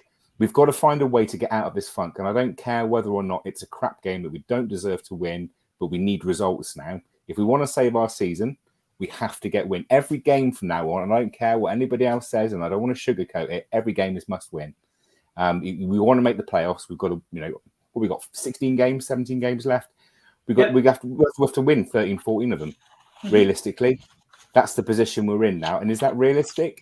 I can't see it. So we've got to try and save face and hope that we can, pull a team or pull a few performances together for a team that we can actually keep together next year, rather than have a few good games and then flog them off in the summer to rebuild again. Will that happen? I don't know. But as I will maintain, as I've maintained, for a little while now, if we fail to make the playoffs, if we fail to even challenge to get promoted this season, Sandro's failed and has to go. It's as simple as that. Nick, I'm going to come to you next, but Paddy's just tweeted in. Good evening, sir. At Fools Rush In, a few fans saying Jody Morris will walk if he gets frustrated with things here. No one has a crystal ball, but maybe it really, really does need something like that out here to give this club a proper hard kick up the bleeding arse. Nick, we mentioned about physicality, and I believe it was Mark mentioned our next 3 fixtures. When you look at that squad, take the experience factor or lack of experience factor out of it. Are you concerned that we've got too much of the same thing and not enough? It's probably not the phrase I'm looking for, but not enough grit, not enough, not enough of something different that can stop this kind of thing keep happening. Yeah, I think what you've said there probably sums it up. 5 feet, there probably isn't enough grit in the side. We haven't got enough people putting a foot in, and it stems from what I said earlier. Excuse me. And you can take that from the keeper for the goal that was given. If he'd have clattered the centre forward, he'd have probably got the free kick anyway, because that's what usually happens. And you take it through the midfield. We are lightweight there. We've got maybe some nice footballers that can find a pass now and again, probably not well enough. We don't open up teams enough. On the game itself, I mean, Bryn didn't have a great deal to do. Their keeper didn't have a great deal to do. And that seems to be the way of the Swindon games recently. So, yeah, maybe we need a bit more steel in there. We probably are missing McDonald, although he wasn't great because he was being asked to do something that he wasn't good at, i.e. play the ball out from the defence. If you just left him to, I don't know who was it said on the pod the other day, it probably was to defend, to get the ball 50 yards down the pitch and let the ball players do the dirty stuff. He'll do the dirty stuff, let the ball players do the silky stuff away from our penalty area. And that's probably what we're missing. That's the thing, and I don't believe people find this hard to believe. I think Wazza will as well. McDonald, that would have been the ideal game for him today. He wouldn't have been needed to play the ball out from the back. That would have been, that would have been his ideal game. And I think if we had either him or a player like him, i.e. a centre back, as we've said all the bloody long, then we wouldn't have lost that game today. We may not have won it, but we certainly wouldn't have lost it. And there's serious fucking issues. And as Mark said, I've said this all along. But if we don't go up this season, even if we make the playoffs, if we don't go up, Sandro has definitely failed. And this is the first time I mentioned it. I'm not using him as a scapegoat for today because there was a lot of things wrong, and that's partly down to the management and the players again. Really, it's just like you look at Hutton again today. What did he do? He went missing again on Saturday, and he went missing again today. And he's been one of our key players. Mark hit the nail on the head. We do miss Williams, and he hasn't been the same player since he came back from the World Cup. But I said this before the game. I was worried about the creativity when I looked at who we had in midfield. Where was that going to come from? And we lacked that today. We really did. Williams would have made the difference, but we can't rely on him. We need more than just Williams to step up and be the creative solution for our strikers. Austin, Jeffcott, and Wakelin have been sold short by the rest of the team, not giving them or creating the chances that we need to go on and win games and challenge for promotion. I think let's look at it on let's look on a positive manner. Is there one? This league is poor without a doubt. I mean, we're down in. I think we're in the 11th now. We're not a million miles away from the playoffs. I went through our remaining fixtures and predicted what we'd need to get into the playoffs, and I said Sutton and Salford. I predicted both of those to be draws. So and I know it's a massive if, buts and maybes, if we can go to Salford and win, and there's no reason why we can't. No, hang on. Yeah, it's a big if, but there's no reason why we can't. We are still in the mix of a really poor league. Now, you've got probably Stevenage and Orient that are way ahead. We've got to play those two, and it'll be typical Swindon that we turn them over. So we're not a million. I know you're shaking your head, Craig, and I it's all right. Sorry, we're not a million miles off. Yes, we desperately need a decent centre half. We've all known that for God knows how long. And I would put, I've said it before, and some of the others here have echoed it. I would put Minton in place of Brennan any day of the week. I think he would do a far better job. He's young, he's tough, he can tackle, and he's a decent footballer from what I've seen of him. And bear it in mind, it's only a few, it's not that many minutes on the pitch. So there are some fundamentals that are wrong, but we are not a million miles off. Again, Saturday, as all games are going to be, like Mark said, every game now becomes a must win. And Saturday is critical. If we do lose that, and so I predicted our next 6 games, draw, win, lose, win. So there is scope in there that we can still get near that playoff position. But we have got to start putting these teams away. We should have won tonight. Simple as that. We should have won. We were in a position to win the game. And yeah, I agree with what Craig said. We threw the game away. Simple as that, which is so disappointing. And for the effort that some of the players that they're putting, and I don't say players are putting effort in, but we give away 2 basically soft goals, which should never have happened. Simple as that. To lose 2 goals in the last 5 minutes of a game, that's criminal, and that's got to be sorted out. And it's probably not the first time. Well, Donny was the same, not so late in the game, but we give away 2 goals within a few minutes of each other, and we've done the same tonight. So it's I'm not disillusioned, or I'm saying practically there are the options there, and we have got to start putting a run of wins together. It's doable. It's not going to be easy, but there are all the teams around us are probably no better and no worse than us, and they're all going to be playing each other. Yeah. So the opportunities are there.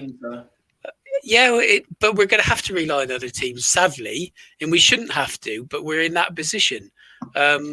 We were there last season. What was it? Did we win the last 5 games? I don't know, whatever it was. And are you confident we shouldn't be in that position? No, and I agree. No way we should be in that position. But where we are, that's the situation at the moment. So let's see what happens Saturday. If we win Saturday, I will say we've got a good chance of making the playoffs. If we lose Saturday, I say we've got next to no chance. Simple. So there's a couple of things between you and Craig there that I just want to touch on. Sorry, can I just say, Nick, I love you to bits, and I mean no disrespect when I say this, mate. But this whole thing about it being the Swindon thing to do, I got to be on it beating Salford. That is, I'm getting sick and tired of that bullshit, to be honest. I think, this whole thing of relying on our season because it's the Swindon thing to do. We've been saying that so many times this season. And let's face it, the Swindon thing to do is to not get back-to-back wins, or at the moment, not even to get a win. So if we win on against Salford on Saturday, then yeah, obviously we've still got a chance, but as I said yesterday, it just seems we're making one step forward, two steps back. And if I was pessimistic before, mate, I'm actually in the doldrums now, mate. But yeah. So, Craig, all I was saying is what I thought the two results would be, Sutton and Salford, is 2 draws. So we've lost one. And we've got now an opportunity to win the other one, and that will put us further forward than I thought we would be. All right, fair, that's a fair point. I see where you're coming from, mate. Yeah. So fair enough. Before we move on, because there's a couple of things I want to ask Ned and I want to ask Ben about as well. But there's a couple of points that have been made that I just want to touch on before we move away. Nick, you were saying about McDonald and how his thing is defending, and the reason that he didn't seem to fit in is because of the one thing he couldn't do. And Ben, forgive me if I'm paraphrasing slightly, but this is the exact conversation we had about Gladwin, isn't it? When you were saying about why it was good business, you kept coming up with the fact that he's not as mobile as he was. And I was like, that's a very good point. But for the one thing you're saying he can't do, we don't have anyone that can do, say, the 3 things that he can do. And now we're in exactly the same situation with McDonald. Everyone's saying he can't play the ball out from the back. Okay, yeah, fine, fair enough, he can. But we equally don't have anyone who talks to the defence, can head the ball, can tackle, can intercept, all the things that he was doing. And that is where we've made a massive, massive error in not. I'm not saying it's an error not having him. The error is not properly not replacing him at all, but not properly replacing him. This young lad who we were supposed to get and completely fucked it up somehow from Spurs, even though everyone knows how to do transfers. Who's to say he still wouldn't have had the leadership qualities, I don't believe, because he's still a young, inexperienced player. But that's just my thoughts on that one. Craig then also started to discuss Sandro, and it links into a question we've had, which I want to ask you all. And then I've got a question specifically for Ben after. Let me just go back to it. So it came through from Rich and Ned. I'll start with you. Who is to blame here, lads? If you were to use one name, and I did go on to clarify, does he mean tonight or for the season? And he came straight back. Overall, who is to blame for where we're at? And he's put Sandro for the window in the kids, Eva manager for the team ethics, Clem in anyway, Charlie's takeaway habits, etc. So Ned, start with you. For where we are, if we're saying where we are isn't acceptable for what we were expecting, whose fault is it? I'm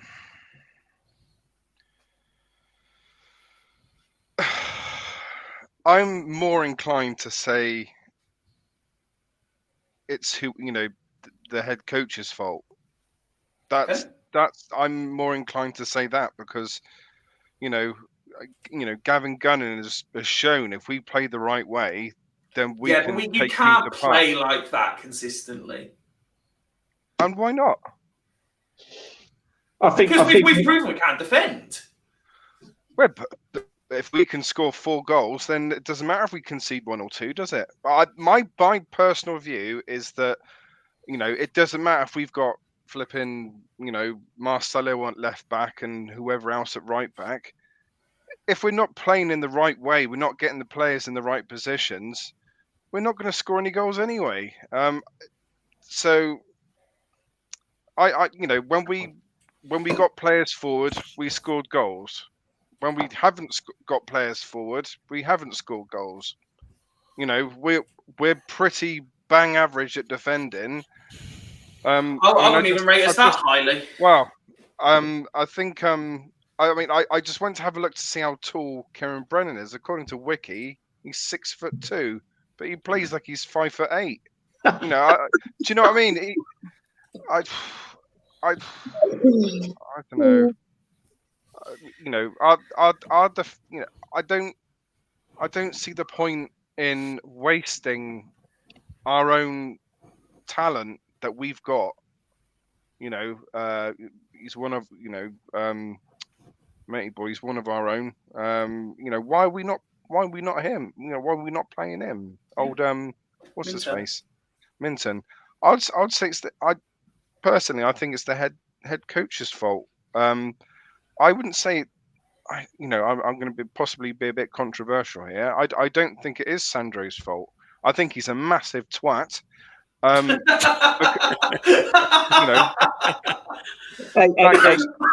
Look at my tweet for that. So you've obviously seen my tweet, haven't you, Ned? So, yeah. Possibly. I think he's an absolute bellend when it comes to talking. I think 100% he shouldn't be allowed to make any announcements publicly, for sure.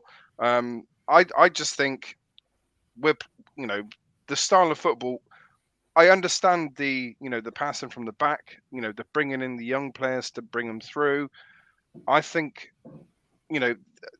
it's we're trying to bring in players to bring them on a bit and then sell them on. I 100% get that, but with the centre back position, you don't really want to be chucking kids in there in League Two. I'm sorry, but you just said you want Minton in.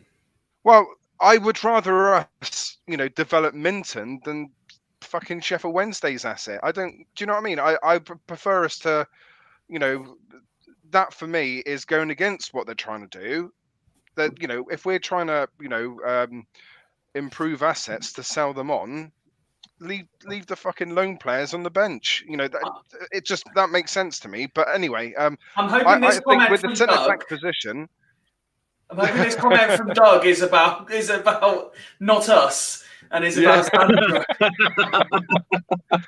I just think if Sandro knew football and he knew the league, we would be getting in 25, 26-year-olds who have got experience, who are bigger, have more of a stature about them, 6'3" plus, can head a ball. I would imagine that you would bring them in rather than the teenagers and the early 20s kids, because they're not developed yet and they're not going to win all the physical battles up front.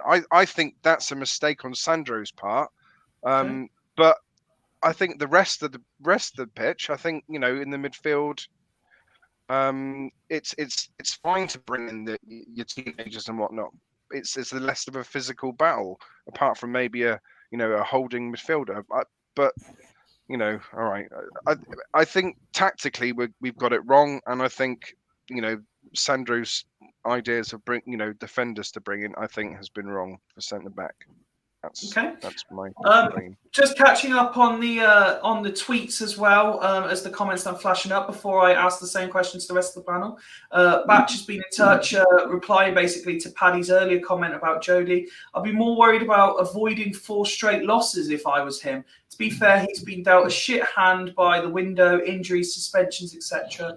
And having his number 2 still not employed properly hasn't helped. Does show that the better squad depth this year is utter bollocks. Yeah. Paddy got in touch again. Forget talk of promotion. That will not happen. It won't. This side has been inconsistent all season. The fans are 100% more than doing their part. But who is in charge of doing what behind the scenes? The hierarchy are looking so naive and amateur. Hank's also been in touch. If Jody walks, then Sandro has to go. He has caused most of these issues. Paddy goes on Craig's earlier point. Craig is spot on. For me, we're kidding ourselves and being as naive as the club hierarchy and thinking we might go on a run. We might go on a run. We might go on a run after every poor result. I know you need the hope that this team guarantees inconsistency. And that leads to a point I was wanting to make on something Nick said earlier about how we had the conversation with Ben at the weekend. And Ben said, if we win Tuesday, then this happens. And it was like, so me and Woody said, yeah, but Ben, what if we don't win on Tuesday? So now we haven't won on Tuesday. And Nick said, if we win on Saturday, though, yeah, but Nick, what if we don't win on Saturday? Then, you're just stringing out this long run of defeats, but it's like, if we win the next one, it'll be fine. I'm starting to think it won't be fine. Yeah, but Fifey, that's obviously the way it works, because if we get a result, that gives us X. No, hang on, that gives us X number of points. I agree. If we don't win on Saturday, I think we can kiss goodbye to playoffs. So it's as simple as that. If we win on Saturday, we're still in with a shout for the playoffs. That's just, to me, that's a fact.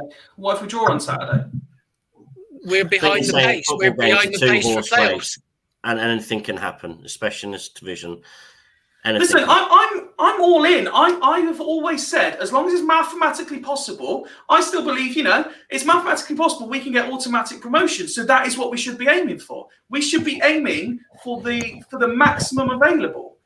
But there gets a point, the same as we say, the point I made the other day, where if it's not this year, it has to be next year. And then when it doesn't happen next year, if it's not this year, it has to be next year. We can't keep saying after every defeat, but if we win the next one, it'll be okay. If we win the next one, it'll be okay.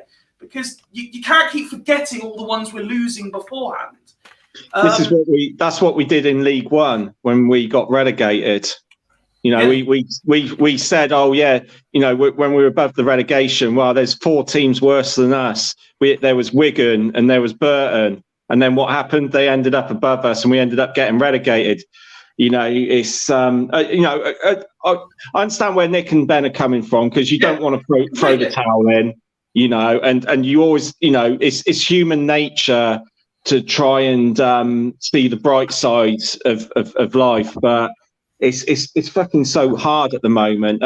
Going back to answering that question that came up of who was. With the transfer window, it's obviously down to Sandro, but I'm going to probably surprise everyone and not defend him as such, but I'm not going to blame him for today's result, because that was a combination of the players out there today. Sutton weren't great. They should have, the team out there should have been good enough to beat them today, especially after a promising first half. And it was a combination of the players and the game management, which comes down to the players and Morris and the way he's managed it. I presume, unless the players didn't listen to him. But again, who recruited those the majority of those players? It goes back to Sandro. No, completely. Ben, on that one, who are you putting our current issues down to? Well, it's hard to do a total dissection of the season and point to where it's gone wrong when we're only 2/3 through it. That means it's Lindsay's fault then. Hold on, Ben. Hold on, Ben. You were saying that when we were drawing all the games and everything. It's too early to do it. When can you dissect the season if you can't dissect it when a third of the games are left to go? Ben, sorry, Ben, I'm going to have to interject. So before you respond, I'm just going to give you some facts to work with, okay? So our form over the last 12 matches, which is just over a quarter of a season's worth, is the 21st ranked form in the league. There are only 3 teams worse than we are. 3 wins, 2 draws, 7 defeats. But we don't know where we're going to finish the season yet. Well, if it carries on like this, we could finish 9th, we could finish 15th. It's unlikely we're going to finish in the playoffs. What am I saying? Stupid? What am I saying? The season's not over. No one's called you stupid, Ben. No. Nobody has called you stupid. But everyone's saying no, Ben. What you're saying is ridiculous. All I'm saying is we're dissecting the season. What I said, Ben, was that you can dissect the season at this point. You said you can't dissect the season with a third of the season to go, but you can. But the problems, one things that have happened, or I think that where we are at the start, it took far too long to appoint the wrong manager at the start of the season. That's my opinion. Lindsay won't change, and that's because I just don't think. I just thought he was bloody awful. So we took far too long together. That we do lack more experience in the squad. I think Austin's come out and said this evening on BBC World, he's given one of his interviews, and there is I think the project is fine as long as you've got balance, and it's imbalanced at the minute. We do lack leadership in the middle of the park. We do lack leadership at the back. I don't think it's an absolute fucking mess and we're a fucking abysmal. I don't think that. I don't think we're a million miles off. I think we've got a very, very talented squad, but there's just key areas missing that other teams have abundance of. For example, Sutton were full of strength and leadership and experience, and we have none of those three things. Though I think player for player, we're probably far more talented than they've got. Far more talented squad and team. I think that's disrespectful to say. No, I don't think that's disrespectful. You can't put in a a performance like that. Because You they have a can't come small off a squad pitch. and they purchase the right type of player that fits You can't. their model and their merit, and You they can't go lose. for large players, strong players, well-organised players, and experienced players. Yeah, but in the interest of to be respectful, though, Ben. You won't see George McCacken going into a Sutton team. You won't. But Okay. you will see an experienced 31-year-old who's been around the block a few times, probably a couple of promotions out of this level. I'm not disagreeing with you about the stereotype of what a Sutton player is, Ben. What I would say is, in the interest of being respectful, you can't lose 2-1 to a team that have probably deserved to beat you and say, player for player, we are superior to you. No, player for player, we are technically better. We can't be superior because we lost. We're not, though, because we've just We lost. lost. They're second in the form table for the last 12 games, Ben. They're I don't obviously see better any than we Romeo are. Huttons playing for them because technically he's a gifted player. We've got How well did Hutton play today? no. He Hutton didn't was have a at great- best of 5 out of 10. Okay, all right, which is fucking shit then. All right. No, see, no, you're fine making a point, but you want balance in the project. You've got to have balance in your statements. Yes, you can't make a sweeping statement. Technically, we've got a good, very, very good attacking team. We're just missing key elements in the squad. Something that Sutton have abundance of, which is experience and strength. It's just and everything we got rid of in January. Fifey, I get where Ben's coming from here, actually. It's saying about players being technically better, but being technically better doesn't necessarily get you out of this league. Stevenage's players are... That's where I think we're short. So yeah. we're short on something that Sutton do have in abundance and we don't have. And teams like Stevenage and Leighton Orient, who got their recruitment sorted early in both transfer windows.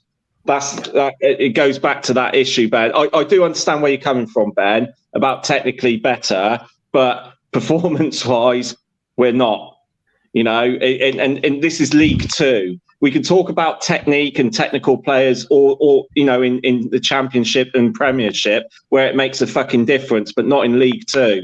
It's all about trying to play this style of football, which isn't going to get us out of this league. It's not going to get us out of this league, is it? I'm not saying, we've got to go hoofball. You can have a happy medium between the type of football we're trying to play and the sort of kick it, well organised sort of defence and long ball sort of thing. You can do a happy medium. You can do what Di Canio did, what Wellens did for us. We don't have to play this style of football, which is what it boils down to. We're not getting out of this league playing this type of football. And the sooner that Clem, Rob Angus and fucking Dee McKelly get that into their heads, the better. Because, again, we're spending another season in fucking League Two next season. Okay. Mark, on the question of who's at fault for where we currently find ourselves? Sandro. Just nice and easy. It all boils down to him. All boils down to poor recruitment and not getting our house in order when we needed to. And again, it's already been said by both windows. I'm sorry, but the buck stops with the recruiter. Okay. Nick? I can't really disagree with Mark. I mean, I did defend Sandro a couple of weeks ago by saying he's done a good job on getting Morris in, and I think I'll stick by that. Yep. But the rest of it around, we haven't got enough experienced players in, and we all know what League Two is like, and it's tough, it's hard. You need some steel in there, and we haven't got steel through the spine of our side from centre back to midfield.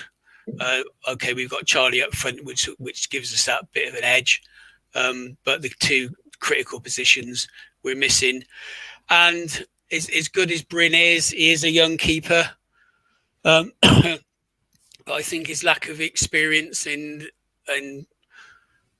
toughness showed up tonight. As I said earlier, if he'd have clattered the centre forward, we wouldn't be having this debate.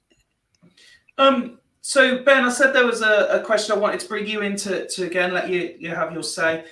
This is the second game in a row that we've seen 2 goals go in quick succession. So again, stripping out as best as you can. We've debated experience, we've debated physicality. Is there also a mental strength issue to not be able to deal with the tough moments? I think there is a mental problem at the moment. I think that's why we didn't see out the game very well today. And the reason why we sat too deep and invited pressure on was because there was that they've forgotten how to win and they've forgotten how to see out games. And maybe they don't. I think there's a big mental problem at the minute. I think we are better than we're performing. We're better than we performed Saturday. We're better than performed today. And we saw it out for 1 up. Our performance improved. They just they believed themselves a little bit, and then in the second half that faded when they invited the pressure on. So yeah, absolutely, there is a mental issue with the team. I think we're ability wise, I still step by. I still think we're a team capable of being in the top 7, but whether they're actually got the mental capacity or the experience or the strength to do it, I don't. Maybe not. But no, we're better than what we're showing at the minute. On the mental side of things, Ned, I think Ben makes a good point. The only bit I'm not sure I completely necessarily agree with is they've forgotten how to win. Because it was only, a couple of weeks ago that they pulled off a massive result against, albeit 10 men, but against Grimsby. Yeah, I mean, who knows what it is? People are nervous around a new manager with different, philosophies than the previous one. I don't know. I don't know whether they're trying too hard. I don't know. I mean, who knows what the issue is? If we knew what the issue was, then we'd be blooming managers ourselves, wouldn't we? But no, this is true. But yeah, I mean, something's not quite, it's not quite right. Poor old Jody's been dealt such a shit hand, and he's got to come up with an answer in the next couple of games, really, isn't he? We need to fathom what this problem is as well with Ed Brand coming in. I think that's, possibly an indicator as to there being something wrong behind the scenes. Obviously,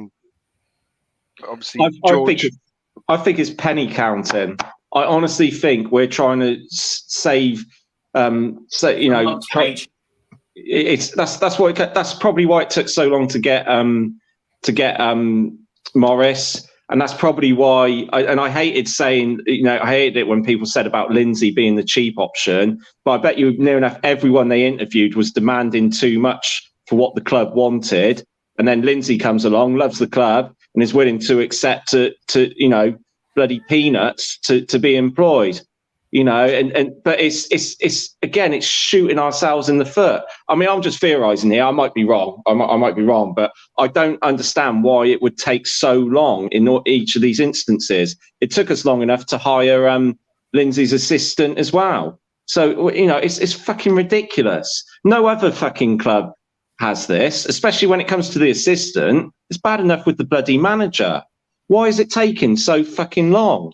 Maybe if Morris had his assistant in, you never know. Things might have been a bit different today, or against Newport. You never know, do you? But you're right, Ned. So, something's not right behind the scenes. I mean, most of us, we're not conspiracy theorists, but there's definitely something not fucking right there, is there?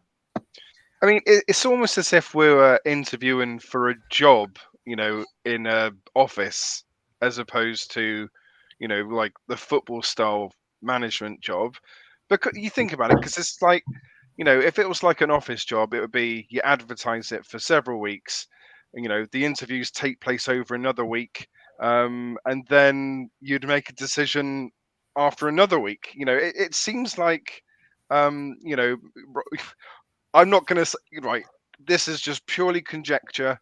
I'm not saying, but you know, like Rob Angus is taking the nationwide route rather than fucking, you know, being being the, you know, the football industry. I don't know. I mean, it's just weird, you know, and the whole problems of, you know, we were saying about the transfer windows. We've shot ourselves in the foot because of the amount of time it took to get the managers in. I mean, it's so the point. It is so the point. Like if we, you know, if we had it sorted early doors within a few days, you know, at the very beginning of the transfer window, you would then have 4 weeks or so to, you know, to get your ideas, to get your players in as quickly as possible. But it's just a shit show, and I don't understand why. I don't understand why. You know, this Ed Brand thing isn't done yet. And you know, I was going to say a moment ago. You know, McEachran has come in on the strength of Ed Brand, and he's not even fucking here yet. I don't understand. We got him in as quickly as possible, so why, you know, why are we taking our time with the other one? Has he got to work his 4 weeks' notice or something? Do you know? I don't understand it. Well, what's going on? So listen, we've obviously been live since 7:30. I'll give it another 5 or 6 minutes. We'll call this at 11 o'clock. So what I want to do is go round. We had an entertaining evening, in spite of the result, and what I'd like to do, we'll keep firing your comments in, and if there's any questions and stuff, we will pick up on it in these last few minutes. But Nick, I'll start with you. Have you enjoyed doing an STFC watch along, and would you like to do another one? You're on mute, Nick. You're on mute, Nick. Sorry, I was making sure I wasn't sighing too much like people do. Oh, bless you, Nick. Right, I will say yes. I would love to do another one. It was a good crack. Enjoyed it. Apart from the result, I'd just like to make one point though. Pick up on what Ned said about taking so long to get things sorted out with the manager. Okay. And a little team just down the road from us appointed a new manager very, very quickly, and everybody was saying, "Well, if they can do it, why didn't we?" I think long term, taking the time to appoint Morris will do us good.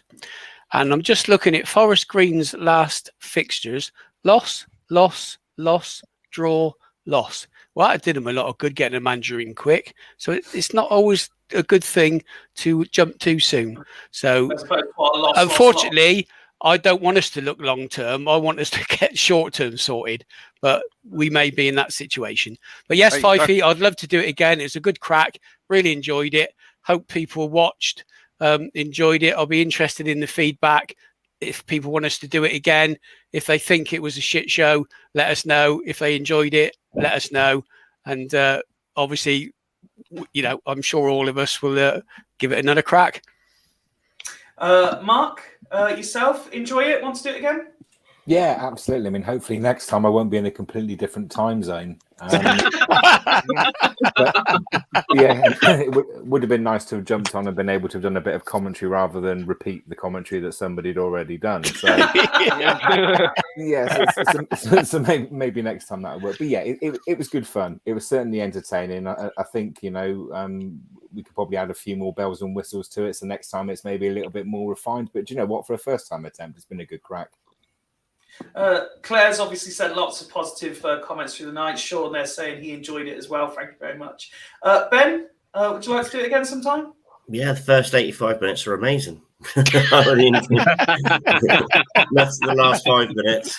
But yeah, no, it was good. It was a good crack. I really enjoyed it. I think it's great. I think hopefully next time we won't lose in such a shitty way, and then I think that'll make us a bit more happier. Ned? Yeah, there's a few problems, a few things that we need to sort out to make it properly work next time, I think. But I did enjoy it, and yeah, would love to do it again, to be honest. And Craig?